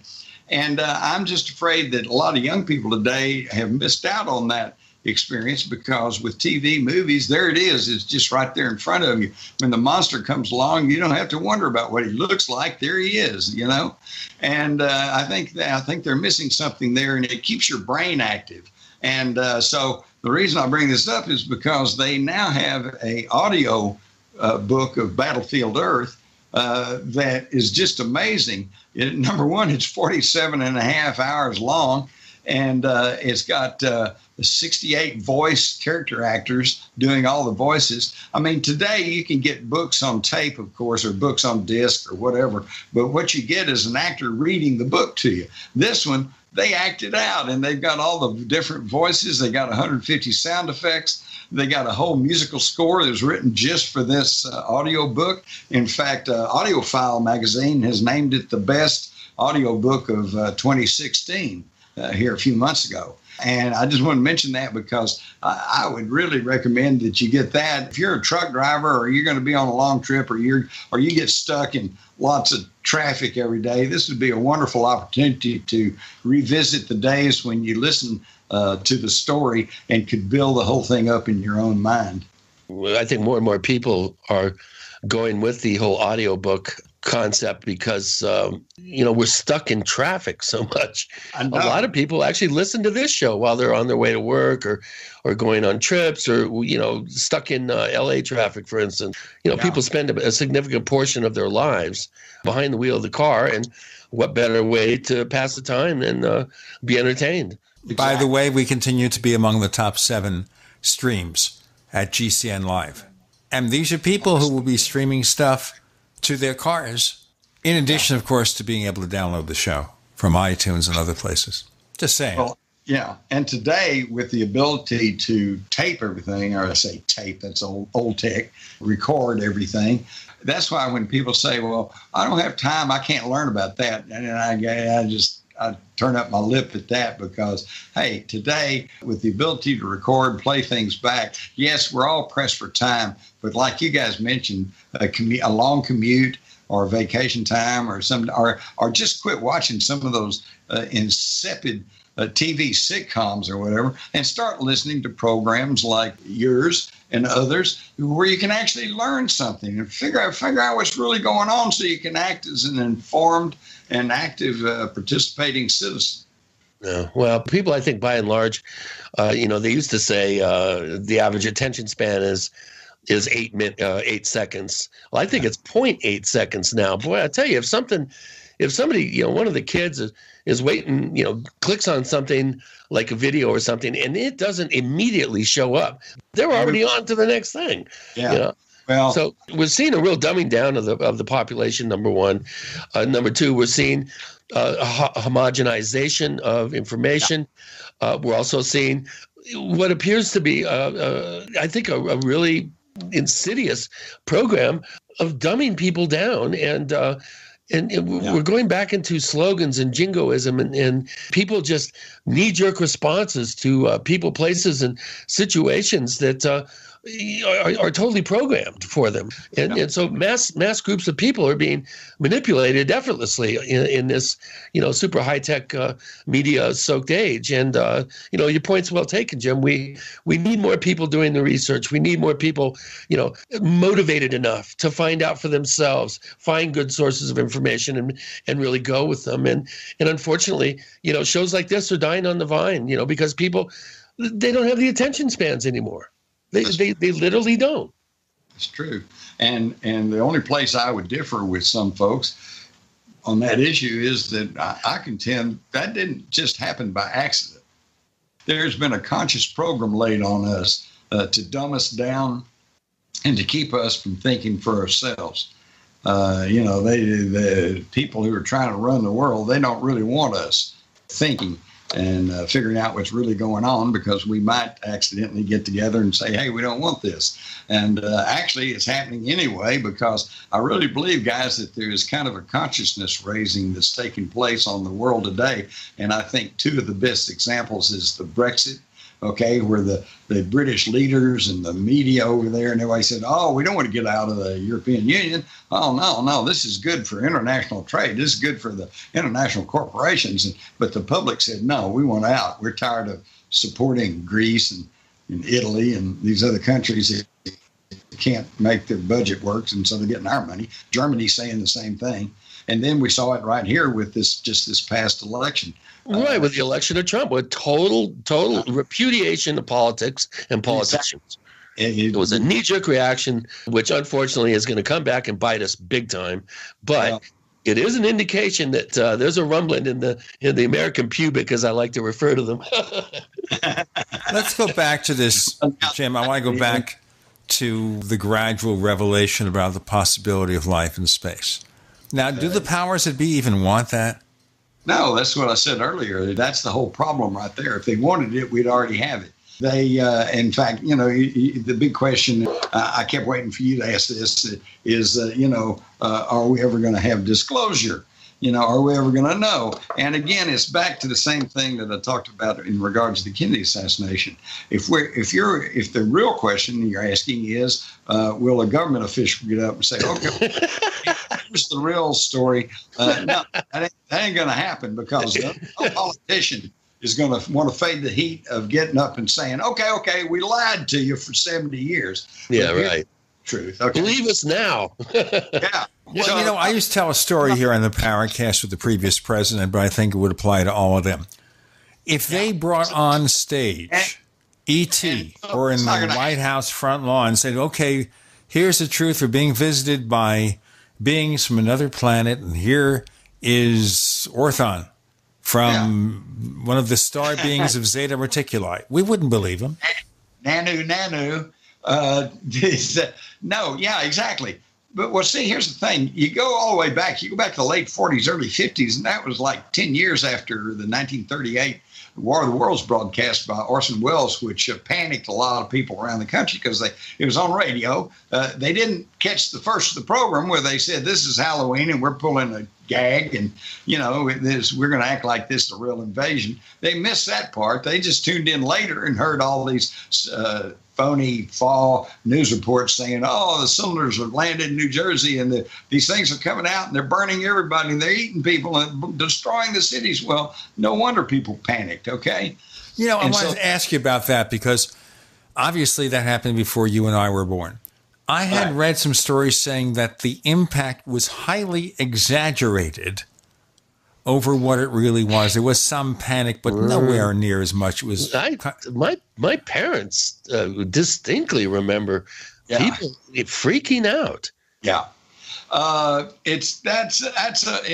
depends on who you want to listen to and what statistics you're going to use. No, I think in the whole total context of the total population of the United States, it was kind of a drop in the bucket. It wasn't as bad as we saw. It didn't panic the whole country, but it panicked people up in the Northeast where it was taking place, and they had not heard the caveat, so they thought maybe this was real. We have Jim Mars with Gene and Chris. You're in the Paracast.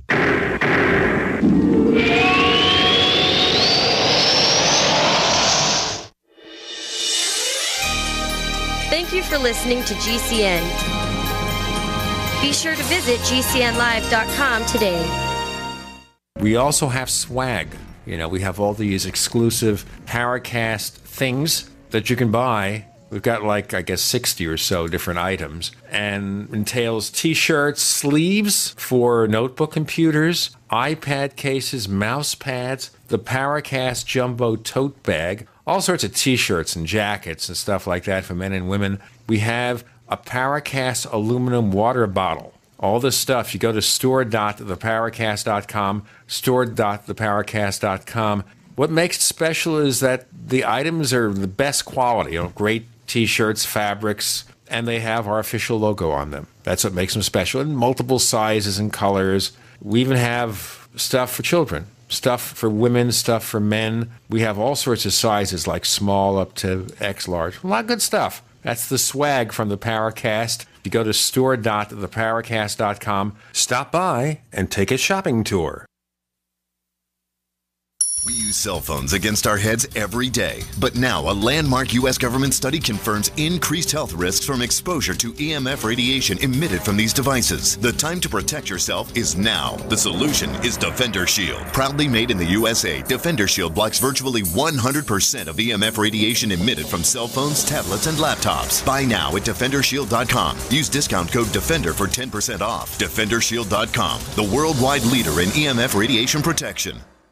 Taking turmeric is good, but there's a problem with it. The active ingredient in turmeric, known as curcumin, is poorly absorbed into the cells due to its large particle size. But now, One Planet Nutrition has the answer for this powerful anti-inflammatory. Nanocurcumin, a nanoparticle curcumin which absorbs over 40 times better into your bloodstream. Discover more health benefits of nanocurcumin and nanocurcumin plus, now on sale at OnePlanetNutrition.com. Use promo code GCN for your special discount at OnePlanetNutrition.com.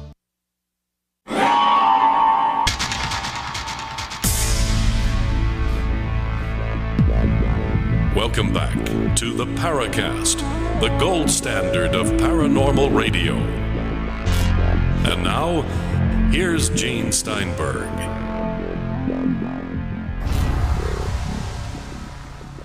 Okay, so let me go back to something here. All right, so we obviously know about the impact of the War of the Worlds, and I could see where even it was a limited outcry, a limited degree of panic, especially in the Northeast, that might have freaked out some of the powers that be about revealing what UFOs were about. That's the 1940s. So right now, as I've mentioned, I don't believe in disclosure either, but this possible gradual disclosure. We're being trained to expect things, and then maybe eventually, if we hear that there are visitors from another planet here, we won't be surprised because we've been conditioned to expect that. Exactly. And look at the difference here. In the 40s and 50s, when they heard a radio broadcast that, even though later turned out to be phony, but they heard it and thought it was real, where they're saying they're landing and they're attacking people and they're burning the cities. No wonder people got upset. But hey, today, think about it. We've been conditioned by Star Trek, Star Wars. Whole generations have grown up perfectly comfortable with the idea that there's life outside the Earth, and we're going to go out there and we're going to be part of it.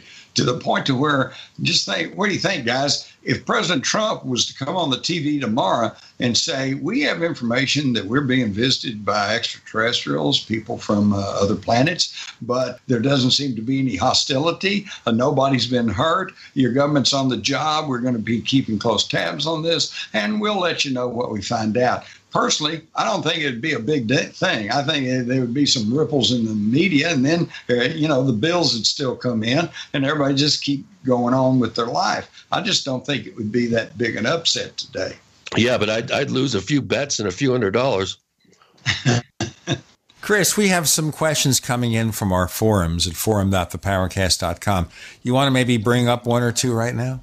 Well, this is something that I've always wanted to ask you, Jim. And I know that you've looked into the infamous 1897 Aurora, Texas ship crash. Hey, thank you for bringing that up, because I want to mention that on April the 22nd, which is actually it happened on April the 17th, but that's not a weekend. So the 22nd, which is a Saturday, they're having a big Aurora alien encounter at Aurora, Texas, the little old town. In fact, I live pretty close to there, and I'm going to be there. And this would be a great opportunity to go to cityofaurora.texas.com and get your advance tickets before they go up. David Hatcher Childress is going to be the keynote speaker, and they're going to have some speakers, and they're going to have some tours of the graveyard where they reportedly buried the little alien pilot. Last year was their first time of trying to acknowledge this here, and it was quite a success. So this year it ought to even be better. I'm wondering where you come down. Was this... did it happen or did it not? Well, the skeptics say that the railroad was bypassing the town, the townspeople need to come up with a way to jumpstart tourism there, and that this story was concocted as a publicity stunt to bring possible tourism into the town, kind of like a 19th century Roswell in a way. So where do you come down? Do we have evidence to suggest that this is a real event? Except it didn't work. Nobody came, okay? And the town still withered away and died. And today there's not even a gas station in Aurora. There's not a bank or anything else. It's just kind of a bump in the road. And this is kind of like it's similar to the idea that Roswell was faked to draw attention, away from their secret military stuff going on there in New Mexico in 1947, which never made any sense to me because, if you want to keep Russians from concentrating and putting their eye on New Mexico and trying to see what they're doing down there, you don't put out a story that aliens crashed there, I'd draw every agent in the country down there. Unless you want to draw attention there because something is happening somewhere else. Because here's an interesting thing. I don't know if you've read the book Roswell in the 21st Century from Kevin Randall, who's been studying Roswell for 30 years. Yeah, he's been at it for a while. And he has recanted a lot of it, saying that a lot of the eyewitness testimony, which started 30 years after the fact and then went on, doesn't hold up, that something happened there. But he can't say it's a spaceship. He can't even find reasonable confirmation for the reports of possible alien bodies. That's just a mysterious thing happened, and we don't know. And would you even dismiss the possibility that, it was a misdirection? It was a misdirection to have people think about spaceships possibly landing at Roswell with this little thing of, a flying disc has landed and it's only a balloon and all that stuff. That was the misdirection, that something happened somewhere else that we overlooked. I'm certainly open to that. I mean, I'm open to anything. If you can prove something to me, I pride myself on changing my mind. But I want to tell you guys, no, the thing that convinces me is, number one, the people I've talked to who were directly involved, okay? Some of them threatened with their life if they talked about it, all right? Something definitely very unusual happened there. The other thing that really convinces me on Roswell is because of my work with remote viewing that the Army was using to end the Cold War. And several remote viewers have taken a look at Roswell, and they said there was definitely something unearthly going on there, okay? So, yes, I believe that. Same thing kind of with Aurora. I began to cover the Aurora story in 1973, and I've been keeping up with it ever since. And like I said, I just live a few miles from Aurora right now. And early on, I was very, very skeptical, okay? But then the more I looked into it, and after I talked to one old man, Charlie Stevens, who was actually a witness, said he saw the thing go over, saw it hit. And then in 2013, UFO hunters came, and I worked with them. They found the footing for Judge Proctor's windmill or windlass. And so, yes, that part of it was true.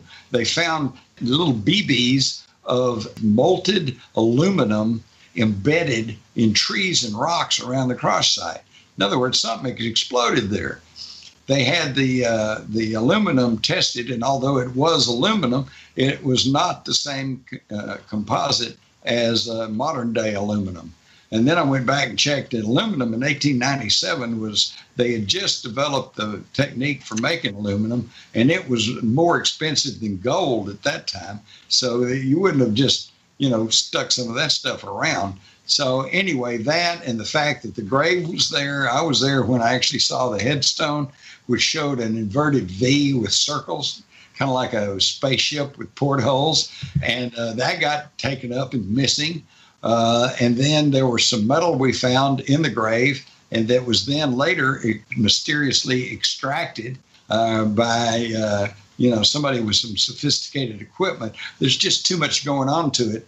Today, I'm pretty convinced that it really did happen, that Texas was visited by some non-human complement back in 1897. And keep in mind, this was 6 years before the Wright brothers flew.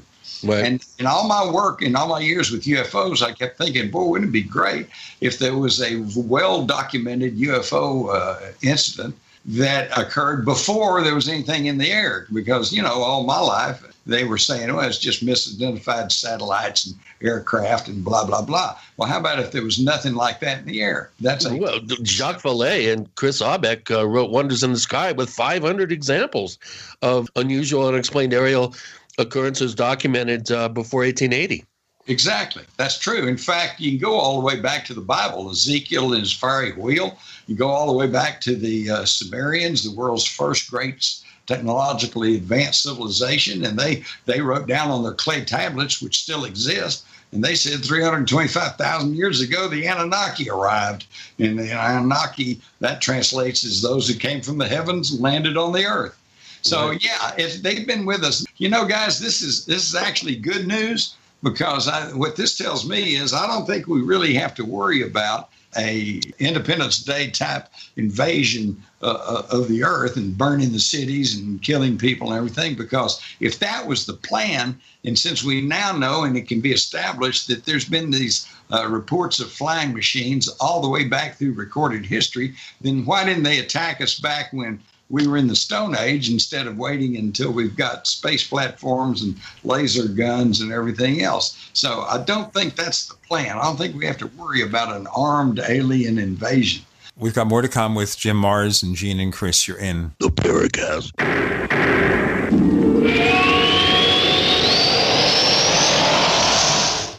Neighbors, I want to tell you about my favorite graphics app. It's the award-winning Graphic Converter. Graphic Converter is the universal genius for photo editing on your Mac. Join over 1.5 million loyal users for this Swiss Army knife photo editing app.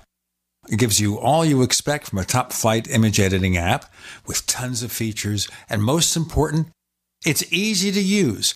It's also far less expensive than that other app that you can only get by subscription. You know the one I'm talking about. What's more, you can get 20% off with your order right now. So write this down to learn about Graphic Converter.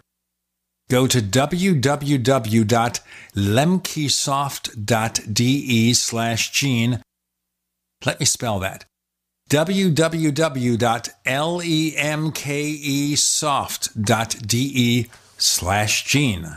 Attention investors, 2017 is the year of Trump, and financial markets are rising at all-time highs. But economic uncertainty may be greater than after any election in our lifetime. And as retirement approaches, there's little time to recover your losses. You need to hedge against uncertainty. That means transferring part of your retirement to physical gold and silver stored where you can actually hold it in your hand and get it fast in any disaster.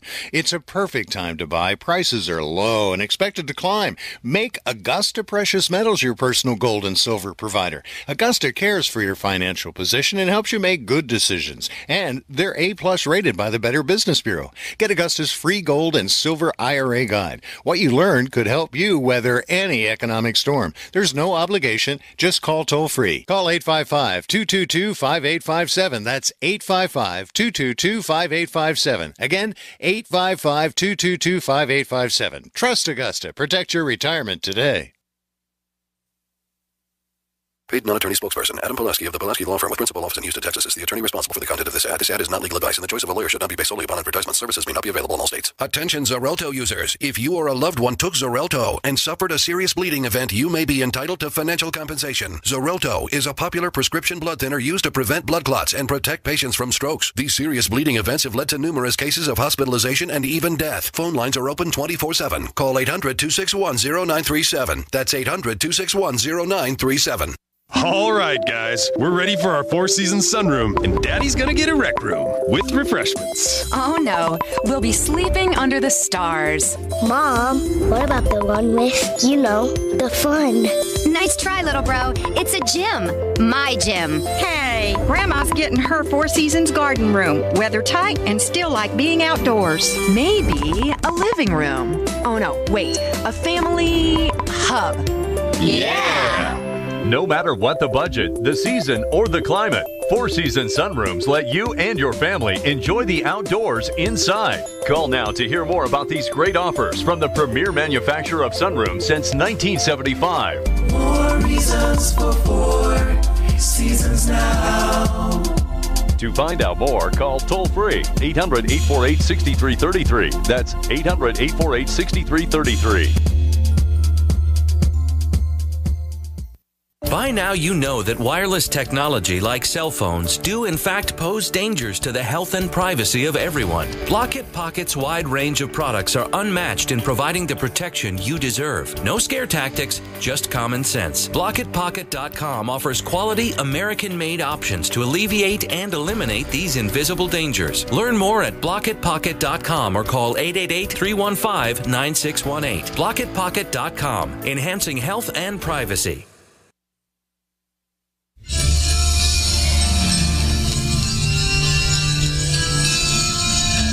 Hi, this is Bryce Abel. I'm the producer of Dark Skies, the co-author of AD After Disclosure, and you are listening to the Paracast, the gold standard of paranormal radio.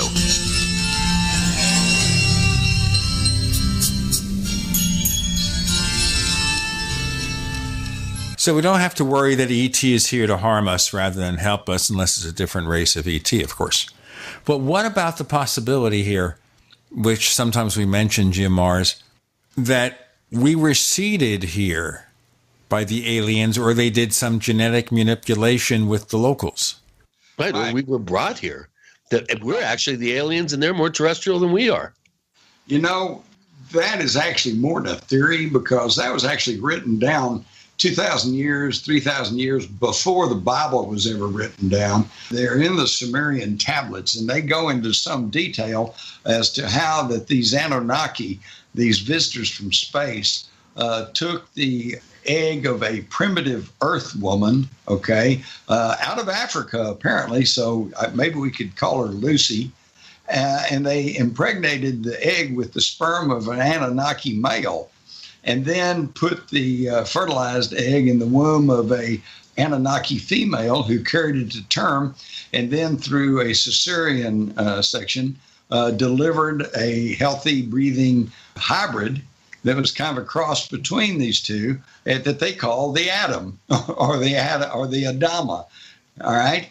If that's true, and since there is evidence that there were these non-humans in the Earth's distant past, and if their account is true, then no, we were not created by aliens, but they did tweak our DNA and improved the breed, just like we do with animals, horses and sheep and cows and dogs and cats. Jim, if they improve the breed, they've got a long way to go. I mean, either that or the effort was unsuccessful. Nobody said it was perfect. You know, if you breed a white cat and a black cat and you get a striped cat, that doesn't mean he's going to be any smarter than any of the other cats. You just bred him for certain things. Yeah, but I get your point, though. You know, that's why on my website, jimmars.com, I asked the question, you know, is there, join me in the search for intelligent life on the planet Earth. Yeah, right. It's kind of a forlorn search. Yeah, you could be searching for a long time. I've been arguing that point for quite some time, especially here on the show. Search for intelligent life. Just don't come here. The very fact that we are so, just tribal and nationalistic and misogynist, and we have these three outmoded religious structures that people are still clinging to that, are responsible for billions of people being murdered on the planet. And look on the good side, we developed TV. Right. And talk radio, imagine. And talk radio. There we go. Okay, well, here's some more questions. The first question was coming from AZZ7092, who's been a poster here for 3 years on the Paracast. And Technomage is always good for a few questions. He's been a poster at forum.theparacast.com for 5 years now. And he's got some good questions here. He's the one that asked the Aurora, Texas crash question. He's also wondering if you're familiar with Walter Bosley's work and his theory of the two breakaway civilizations, one that's fairly old, that may be tied into the Sonora Aero Club, and the other being a German breakaway civilization, and his theory that these two breakaway civilizations are at odds, which is an interesting concept. Are you familiar with this particular theory, and where do you come down about breakaway civilizations actually starting back in the 19th century? Well, yes. In fact, I've got a new book coming out called The Illuminati, which will go into that and show that the foundation for a breakaway civilization goes all the way back through recorded history. Right now, today, I think there is a breakaway civilization, but I don't think it's split so cleanly along lines of Nazis or whatever. I think it's the 1%, okay? There is a clique of people who believe themselves to be superior to everybody else because of their blue blood and because they can trace their heritage and their ancestors all the way back to the time of the Anunnaki. I think they live a whole entirely different lifestyle than most of us, which makes them a breakaway civilization. I remember when George Herbert Walker Bush was president, they took him to a supermarket for a photo op, okay? And the checker is running the products across the scanner, and it's going beep, beep, beep. And Bush says, "What's that beeping sound?" Okay? See, at that level, he didn't know what it was like to shop in a supermarket. He went there for the photo op. He doesn't go to supermarkets to shop. People bring him all this stuff. He lives an entirely different lifestyle. And so does George Soros, and so does the Koch brothers, and so does other multimillionaires, and probably including Trump. Okay, they don't have to worry about driving somewhere. They don't have to worry about getting a ticket. They don't have to worry about going to the grocery store or getting a haircut, or all that's taken care of them. They got gold toilets. Exactly. Okay, so that's pretty much a breakaway civilization because they don't live the same way we do. That's why one of the things we could do, I think, to straighten things out in this country real quick is to pass one more constitutional amendment that says any law passed by Congress applies to Congress, okay? In other words, Congress has to get off of their gold-plated private retirement fund that gives them their salary plus cost increases for the rest of their life, and they got to go on Social Security. Hey, if we did that, think how fast they would clean up Social Security. Well, I just think we need more pitchfork and torch factories myself. Amen, brother. The old Frankenstein syndrome. You got it, baby. Yep. Hey, they've done a good job. Divide and conquer. Keep everybody just real serious demarcation between the right and the left. It's people like me. We're kind of the benevolent anarchists. We want to see as thorough a total breakdown, destruction of the system, so we can rebuild it properly for these times, just like Jefferson suggested we should do. But I'm not into violence. I think there's ways to do this non-violently. But what we do is follow in the footsteps of Martin Luther King and Gandhi. When they say, "Okay, we're going to go fight Iran," just say, no, we're not. I'm not, Hey, do this. No, I'm not going to do that. And that's, what, Chris, that's beginning to happen. I know. A lot of people just going, they say, thank the goddess. Hey, what? For example, they keep passing more and more anti-gun laws, and they can keep going. They can just keep going. They can finally get it to where it's totally illegal to have anything, anywhere, anyhow, any kind. I guarantee you, here in Texas, we're still going to have them. Okay, because they're just not paying attention to that. Yeah, what's the average gun ownership now? I think it's one gun for every 2 or 3 Texans now, or. Oh, no, I think it's more than that because the Texans I know that have guns, they don't have just one gun.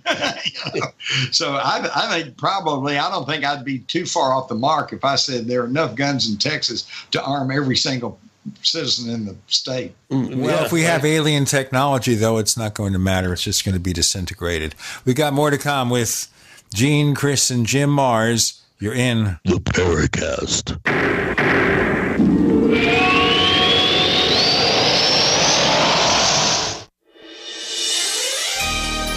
Thank you for listening to GCN. Be sure to visit GCNlive.com today. We use use cell phones against our heads every day. But now a landmark U.S. government study confirms increased health risks from exposure to EMF radiation emitted from these devices. The time to protect yourself is now. The solution is Defender Shield. Proudly made in the USA, Defender Shield blocks virtually 100% of EMF radiation emitted from cell phones, tablets, and laptops. Buy now at DefenderShield.com. Use discount code DEFENDER for 10% off. DefenderShield.com, the worldwide leader in EMF radiation protection. Are you one of the 70% of Americans that want to own your own business? Afraid to leave the security of your current job to pursue your dreams? I'm Pharmacist Keith. Dr. Wallach, the Dead Doctors Don't Lie guy, and myself want to show you a low-cost way to create your own business, working around your current job schedule, creating extra income for you and your family by joining his crusade, spreading his message of better health. To learn more, visit radio.recordedvideo.com, radio.recordedvideo.com. That's radio.recordedvideo.com. Have you checked your Google search results lately? Search results are usually the first impression that people form of you or your business, so make sure that they create a positive impression with ReputationDefender.com. What the internet says about you can have a big impact on your life and your livelihood, even if it's not true. Fortunately, you can now control how you look online and in online search results with ReputationDefender.com. Call 800-831-0771 now. That's 800-831-0771 for your free reputation analysis. If you have negative material from an ex-employee, upset patient, or former client, newspaper article, legal issue, social media, or other source showing up in your search results, you can combat it with ReputationDefender.com. Our dedicated experts in patented technology can help make your online search results look their best. Call 800-831-0771 to learn more. 800-831-0771. That's 800-831-0771. Or visit ReputationDefender.com. Hello, I'm Mike Lindell, the inventor of MyPillow, and like all of you out there, I had problems sleeping. Pillows would go flat, I would flip-flop all night long, I would wake up with a sore neck, maybe a headache, or feel like I needed a nap even though I slept 8 hours. When I invented MyPillow, I wanted it to where you could move the patented fill to give you the exact support you need as an individual, regardless of sleep position. MyPillow will get you into that deep REM sleep faster, and you will stay there longer. It's not about how much time we spend in bed, it's about how much of that quality sleep we get. I do all of my own manufacturing right here in the United States. I have a 10-year warranty. You can wash and dry my pillow, and I give you a 60-day money-back guarantee, so you have nothing to lose. And here's my best offer ever. You can buy one of my pillows and get one absolutely free. Go to MyPillow.com or call 800-870-0305 and use promo code GCN. That's MyPillow.com or 800-870-0305 with promo code GCN. Attention small business owners. Want to save money on your employee health insurance plan? Learn the little-known solution that could save thousands of dollars on your health insurance benefits and save your employees money, too. Call Health Markets for a free consultation, and one of our 3,000 local agents will show you how to make healthcare reform work for you. We'll design customized solutions for your business that can lower healthcare costs for you and your employees. We'll work directly with you to determine your needs. We search thousands of health plans from over 180 health insurance companies nationwide. You'll also find out if tax credits could save you money.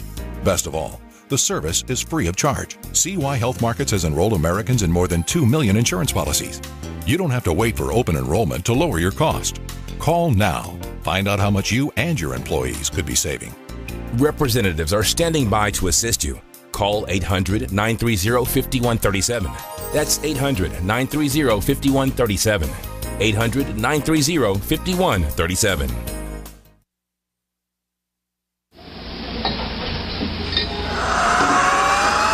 Hi, this is Joshua P. Warren, author of The Poor Man's Paranormal, and you're listening to the Paracast, the gold standard of paranormal radio.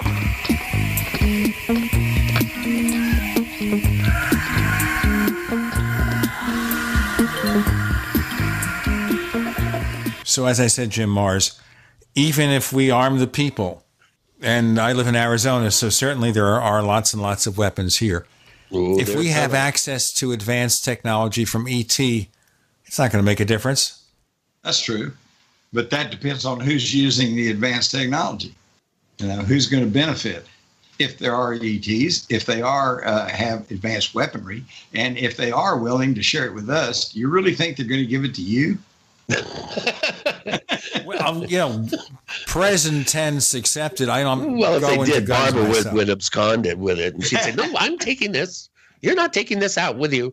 Yeah, that's true. I think that sounds like my wife too. What do you mean I can't take mine? All the other guys are taking theirs.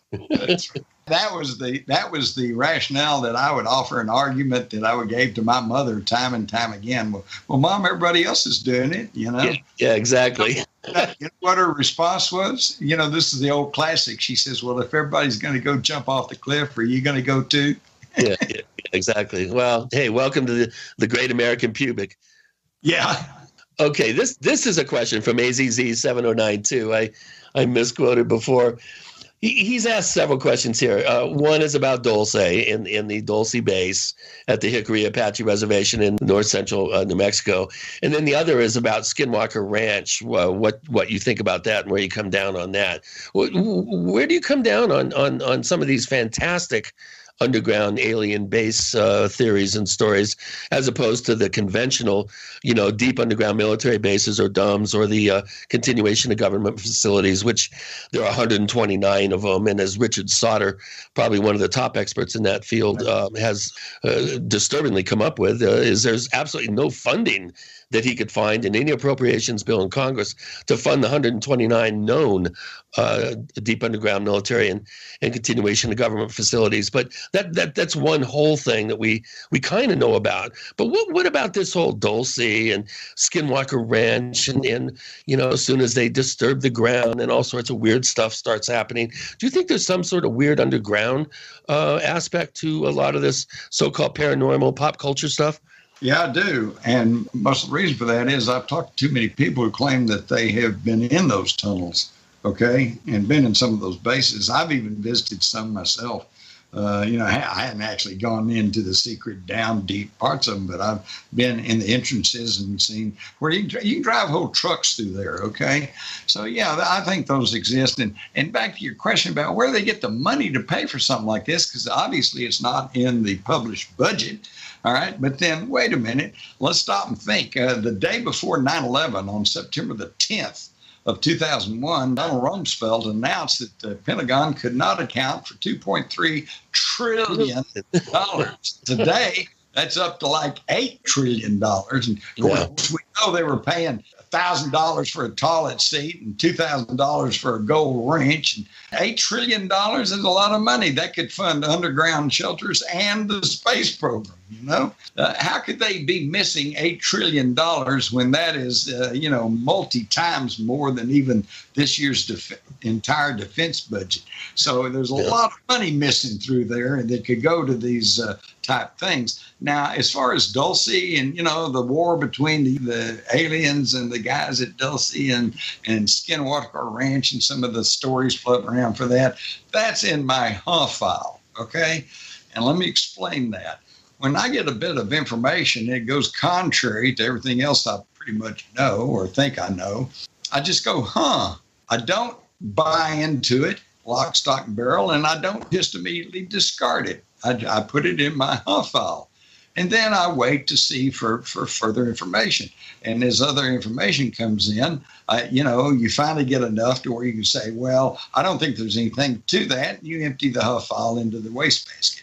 Or you say, oh, you know what? I think there's really something going on here, in which case it begins a file that like secret space program that I keep throwing stuff into, to add to the thing. So I think what you want to do is you don't want to just buy into any of this totally, but you don't want to discard it totally. You want to do your research, find out for yourself. Do your research, think for yourself until you yourself can come to an understanding of where there's probably something there or not. Absolutely. I agree. I went up to Skinwalker Ranch. I was the first investigator there. I've spent many hours tramping around Dulce because I lived very close to there, making inroads with Department of Public Safety chiefs and stuff. Again, there's always the possibility of alternative theories or rationales that don't conform to some sort of alien-based theory, which the alien-based theory is a cover for more conventional theories to hide nefarious things like the possible burying of noxious nuclear waste from Los Alamos up in Dulce. There's other possibilities. that people should entertain, and they shouldn't go with a knee-jerk, just suspension of disbelief and buy into aliens. And just a lot of it just actually is bad science fiction in my book. But moving along, we're kind of running out of time. Here's another interesting question I've never really heard you talk about. This, again, comes from Technomage. And this is, what do you think is a more likely explanation for megalithic structures of the ancient past? Do you think there were ancient aliens involved, or an advanced lost civilization? Or I would add, just ingenuity by humans utilizing their own talents? Oh, yeah. Well, I think if you get dispassionately look at history and look at what is now known and look at all of the anomalies around the world, all of the artifacts, all of the cave drawings that depict saucers and people look like they're in spacesuits and everything else. You go back to the stories of the flying dragons. You go back to the Vyamas of the Hindu writings, the early Vedas, where they talked about the craft that fly through the air could destroy a whole city with just one big blast. You go to Ezekiel, the fiery wheel. You go to the Romans, their flying shields. And, the evidence and the argument for prehistoric extraterrestrial visitors is quite compelling and, in fact, almost overwhelming. Okay? So the only way you can not believe in that is just not look at it, not think about it. So looking at the trilithon stones, that make up the base layer of Baalbek, for instance, 1,000-ton stones that we couldn't even lift today. You think there is something possibly otherworldly at work that would allow for the construction of such massive single blocks of stone? Well, we can't do it today with our technology. In fact, I really, really looked into that because there were the skeptics who go, oh, well, we could always lift something like that.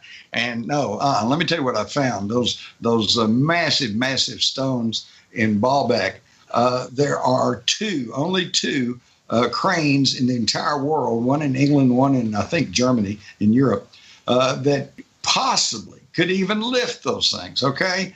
And the key to it is neither one of those cranes are on wheels. They're not mobile. They're stationary. Right. So, there's no evidence that they had stationary cranes there. They obviously moved those stones from quarries miles away. So how did they do that? We don't know. How did they even quarry them? I mean, we can't even quarry something that big today. Exactly. We don't have the technology to do it. Exactly. And see, you're just mentioning the Baalbek stones. And by the way, Baalbek was mentioned, you see, way back in the earliest writings as being, that's been identified as where one of the space facilities were for the Anunnaki. So that's where Gilgamesh and Enki were going. Exactly. Going to Cedars, the mountains of Lebanon. Why would you need those 1,000-ton stones so massive? You wouldn't want to do that for just building a building. There has to be another purpose for that, and being a platform for some sort of space liftoff, is as plausible as anything. Well, we've got some plausible announcements for you, ladies and gentlemen, coming up. And then our final segment of our visit with Jim Mars, with Gene and Chris. You're in the Paracast.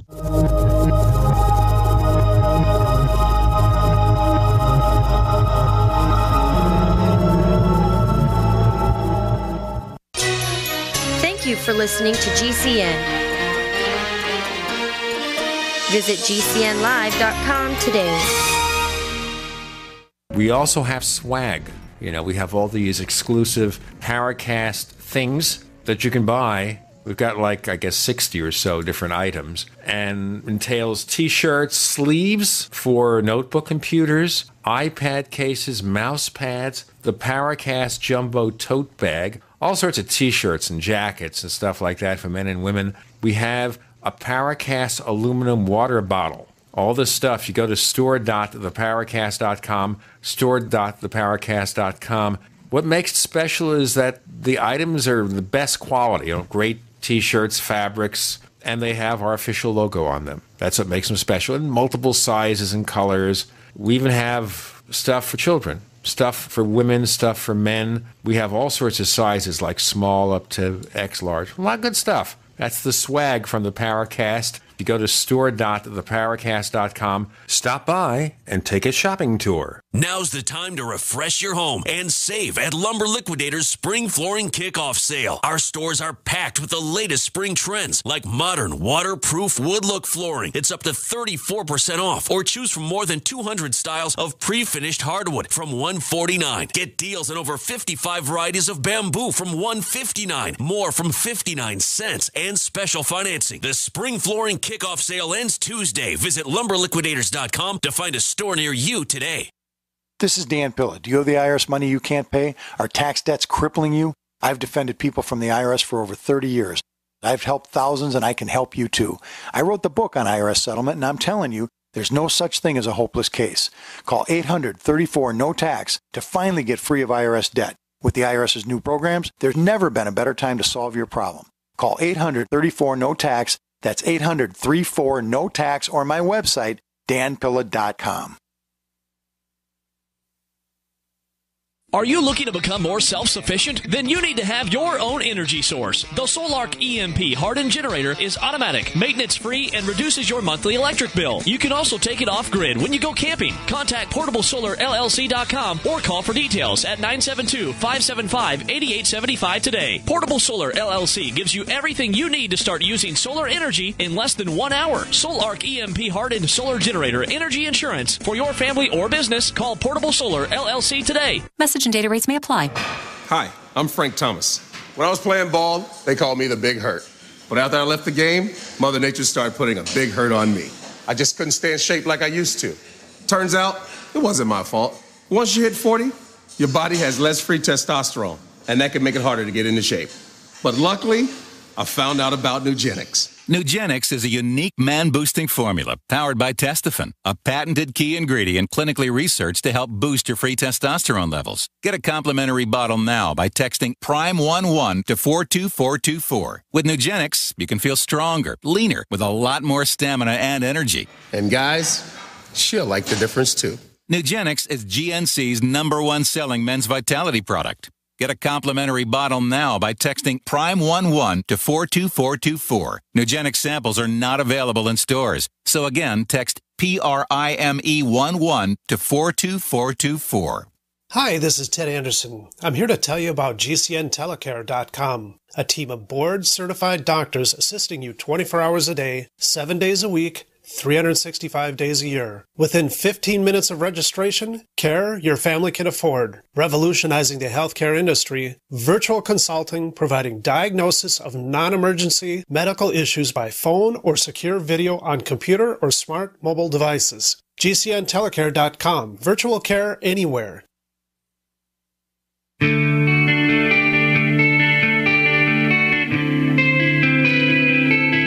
Jerome Clark, author of the UFO Encyclopedia and other books. You're listening to the Paracast. Chris is sounding different. Actually, Chris, I know that you've been suffering from this condition of yours. You are sounding a little bit better, a little bit less hoarse as you progress. Yeah, I am. I guess if you don't use it, you lose it. He's been lubricating his throat. I wish. Unfortunately, I'm on a whole battery of steroids and antibiotics, and it's just never ending. I've been battling a respiratory issue since I quit smoking. Funny how that works. That'll do it to you. Yeah, right. Just quit smoking. You'll find out about lung issues. Yeah, that's something else I'd like to quickly mention here is that I'm old enough to remember when there were doctors and famous celebrities like Lucille Ball and Humphrey Bogart, and they're on the TV, they're on the radio, and they're saying, smoke Camels, they're good for you. So I'm sure Gene remembers those. So I mention that because today everybody wants to know, well, what does the experts say? What does the experts say? Hey, forget the experts. They've been wrong so many times in the past. Right. Just think for yourself. They haven't necessarily been wrong. They've been compromised and paid off. Yeah. That still makes them wrong. I remember the Marlboro Man. I don't care how pleasant your face is, you're still wrong. Right. Exactly. Well, I also made the mistake when I was doing great. I mean, I was really well on the road to recovery, and I I went just for breakfast for about a half hour, 40 minutes in the Fort McDowell Casino in a restaurant that was smoke-free.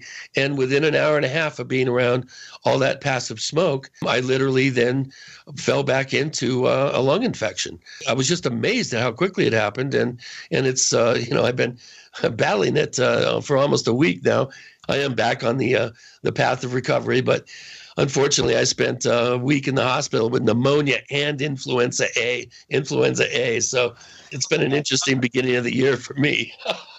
That reminds me, though, of the guy that went to the doctor and said, with a cold, and the doctor examined him, and he said, "Okay, doc, what do I do?" He says, "Well, you go home, take a hot bath, and then stand in front of the open window."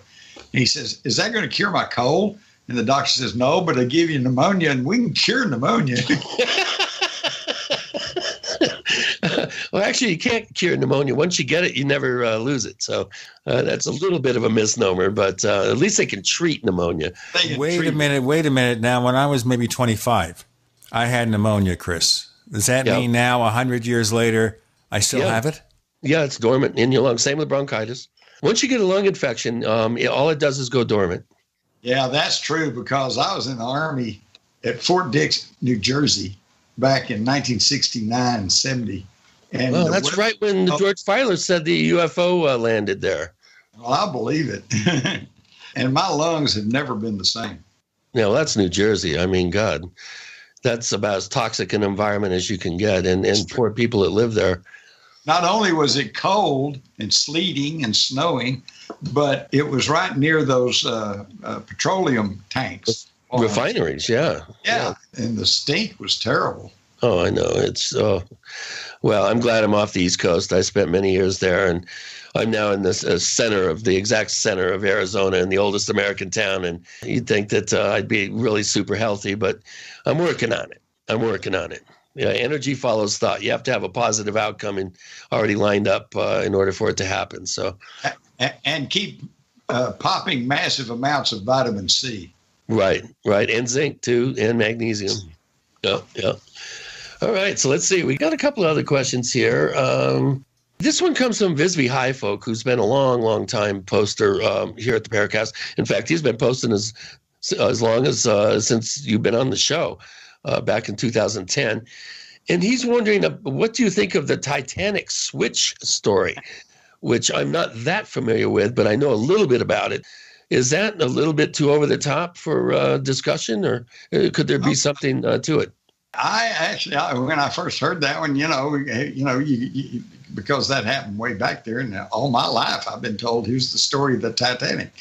So when it came up about that sister ship, whose name escapes me at the moment. Anyway, once I looked into that, and yes, I think there's something to that. And again, it's all a money deal. They needed to get that ship back into service. So it just pulled a switcheroo. That is nothing new. If you go back and look at the sinking of the Lusitania, that was basically arranged. They knew it was. They did not tell the captain of the crew that they were going into sub-infested waters. The Germans actually tried to publish ads in 50 American newspapers saying, "Don't go because they're shipping military munitions on the Lusitania. We can't allow that. So it could be fired upon, so don't go." And only one paper somewhere, I think the St. Louis Post,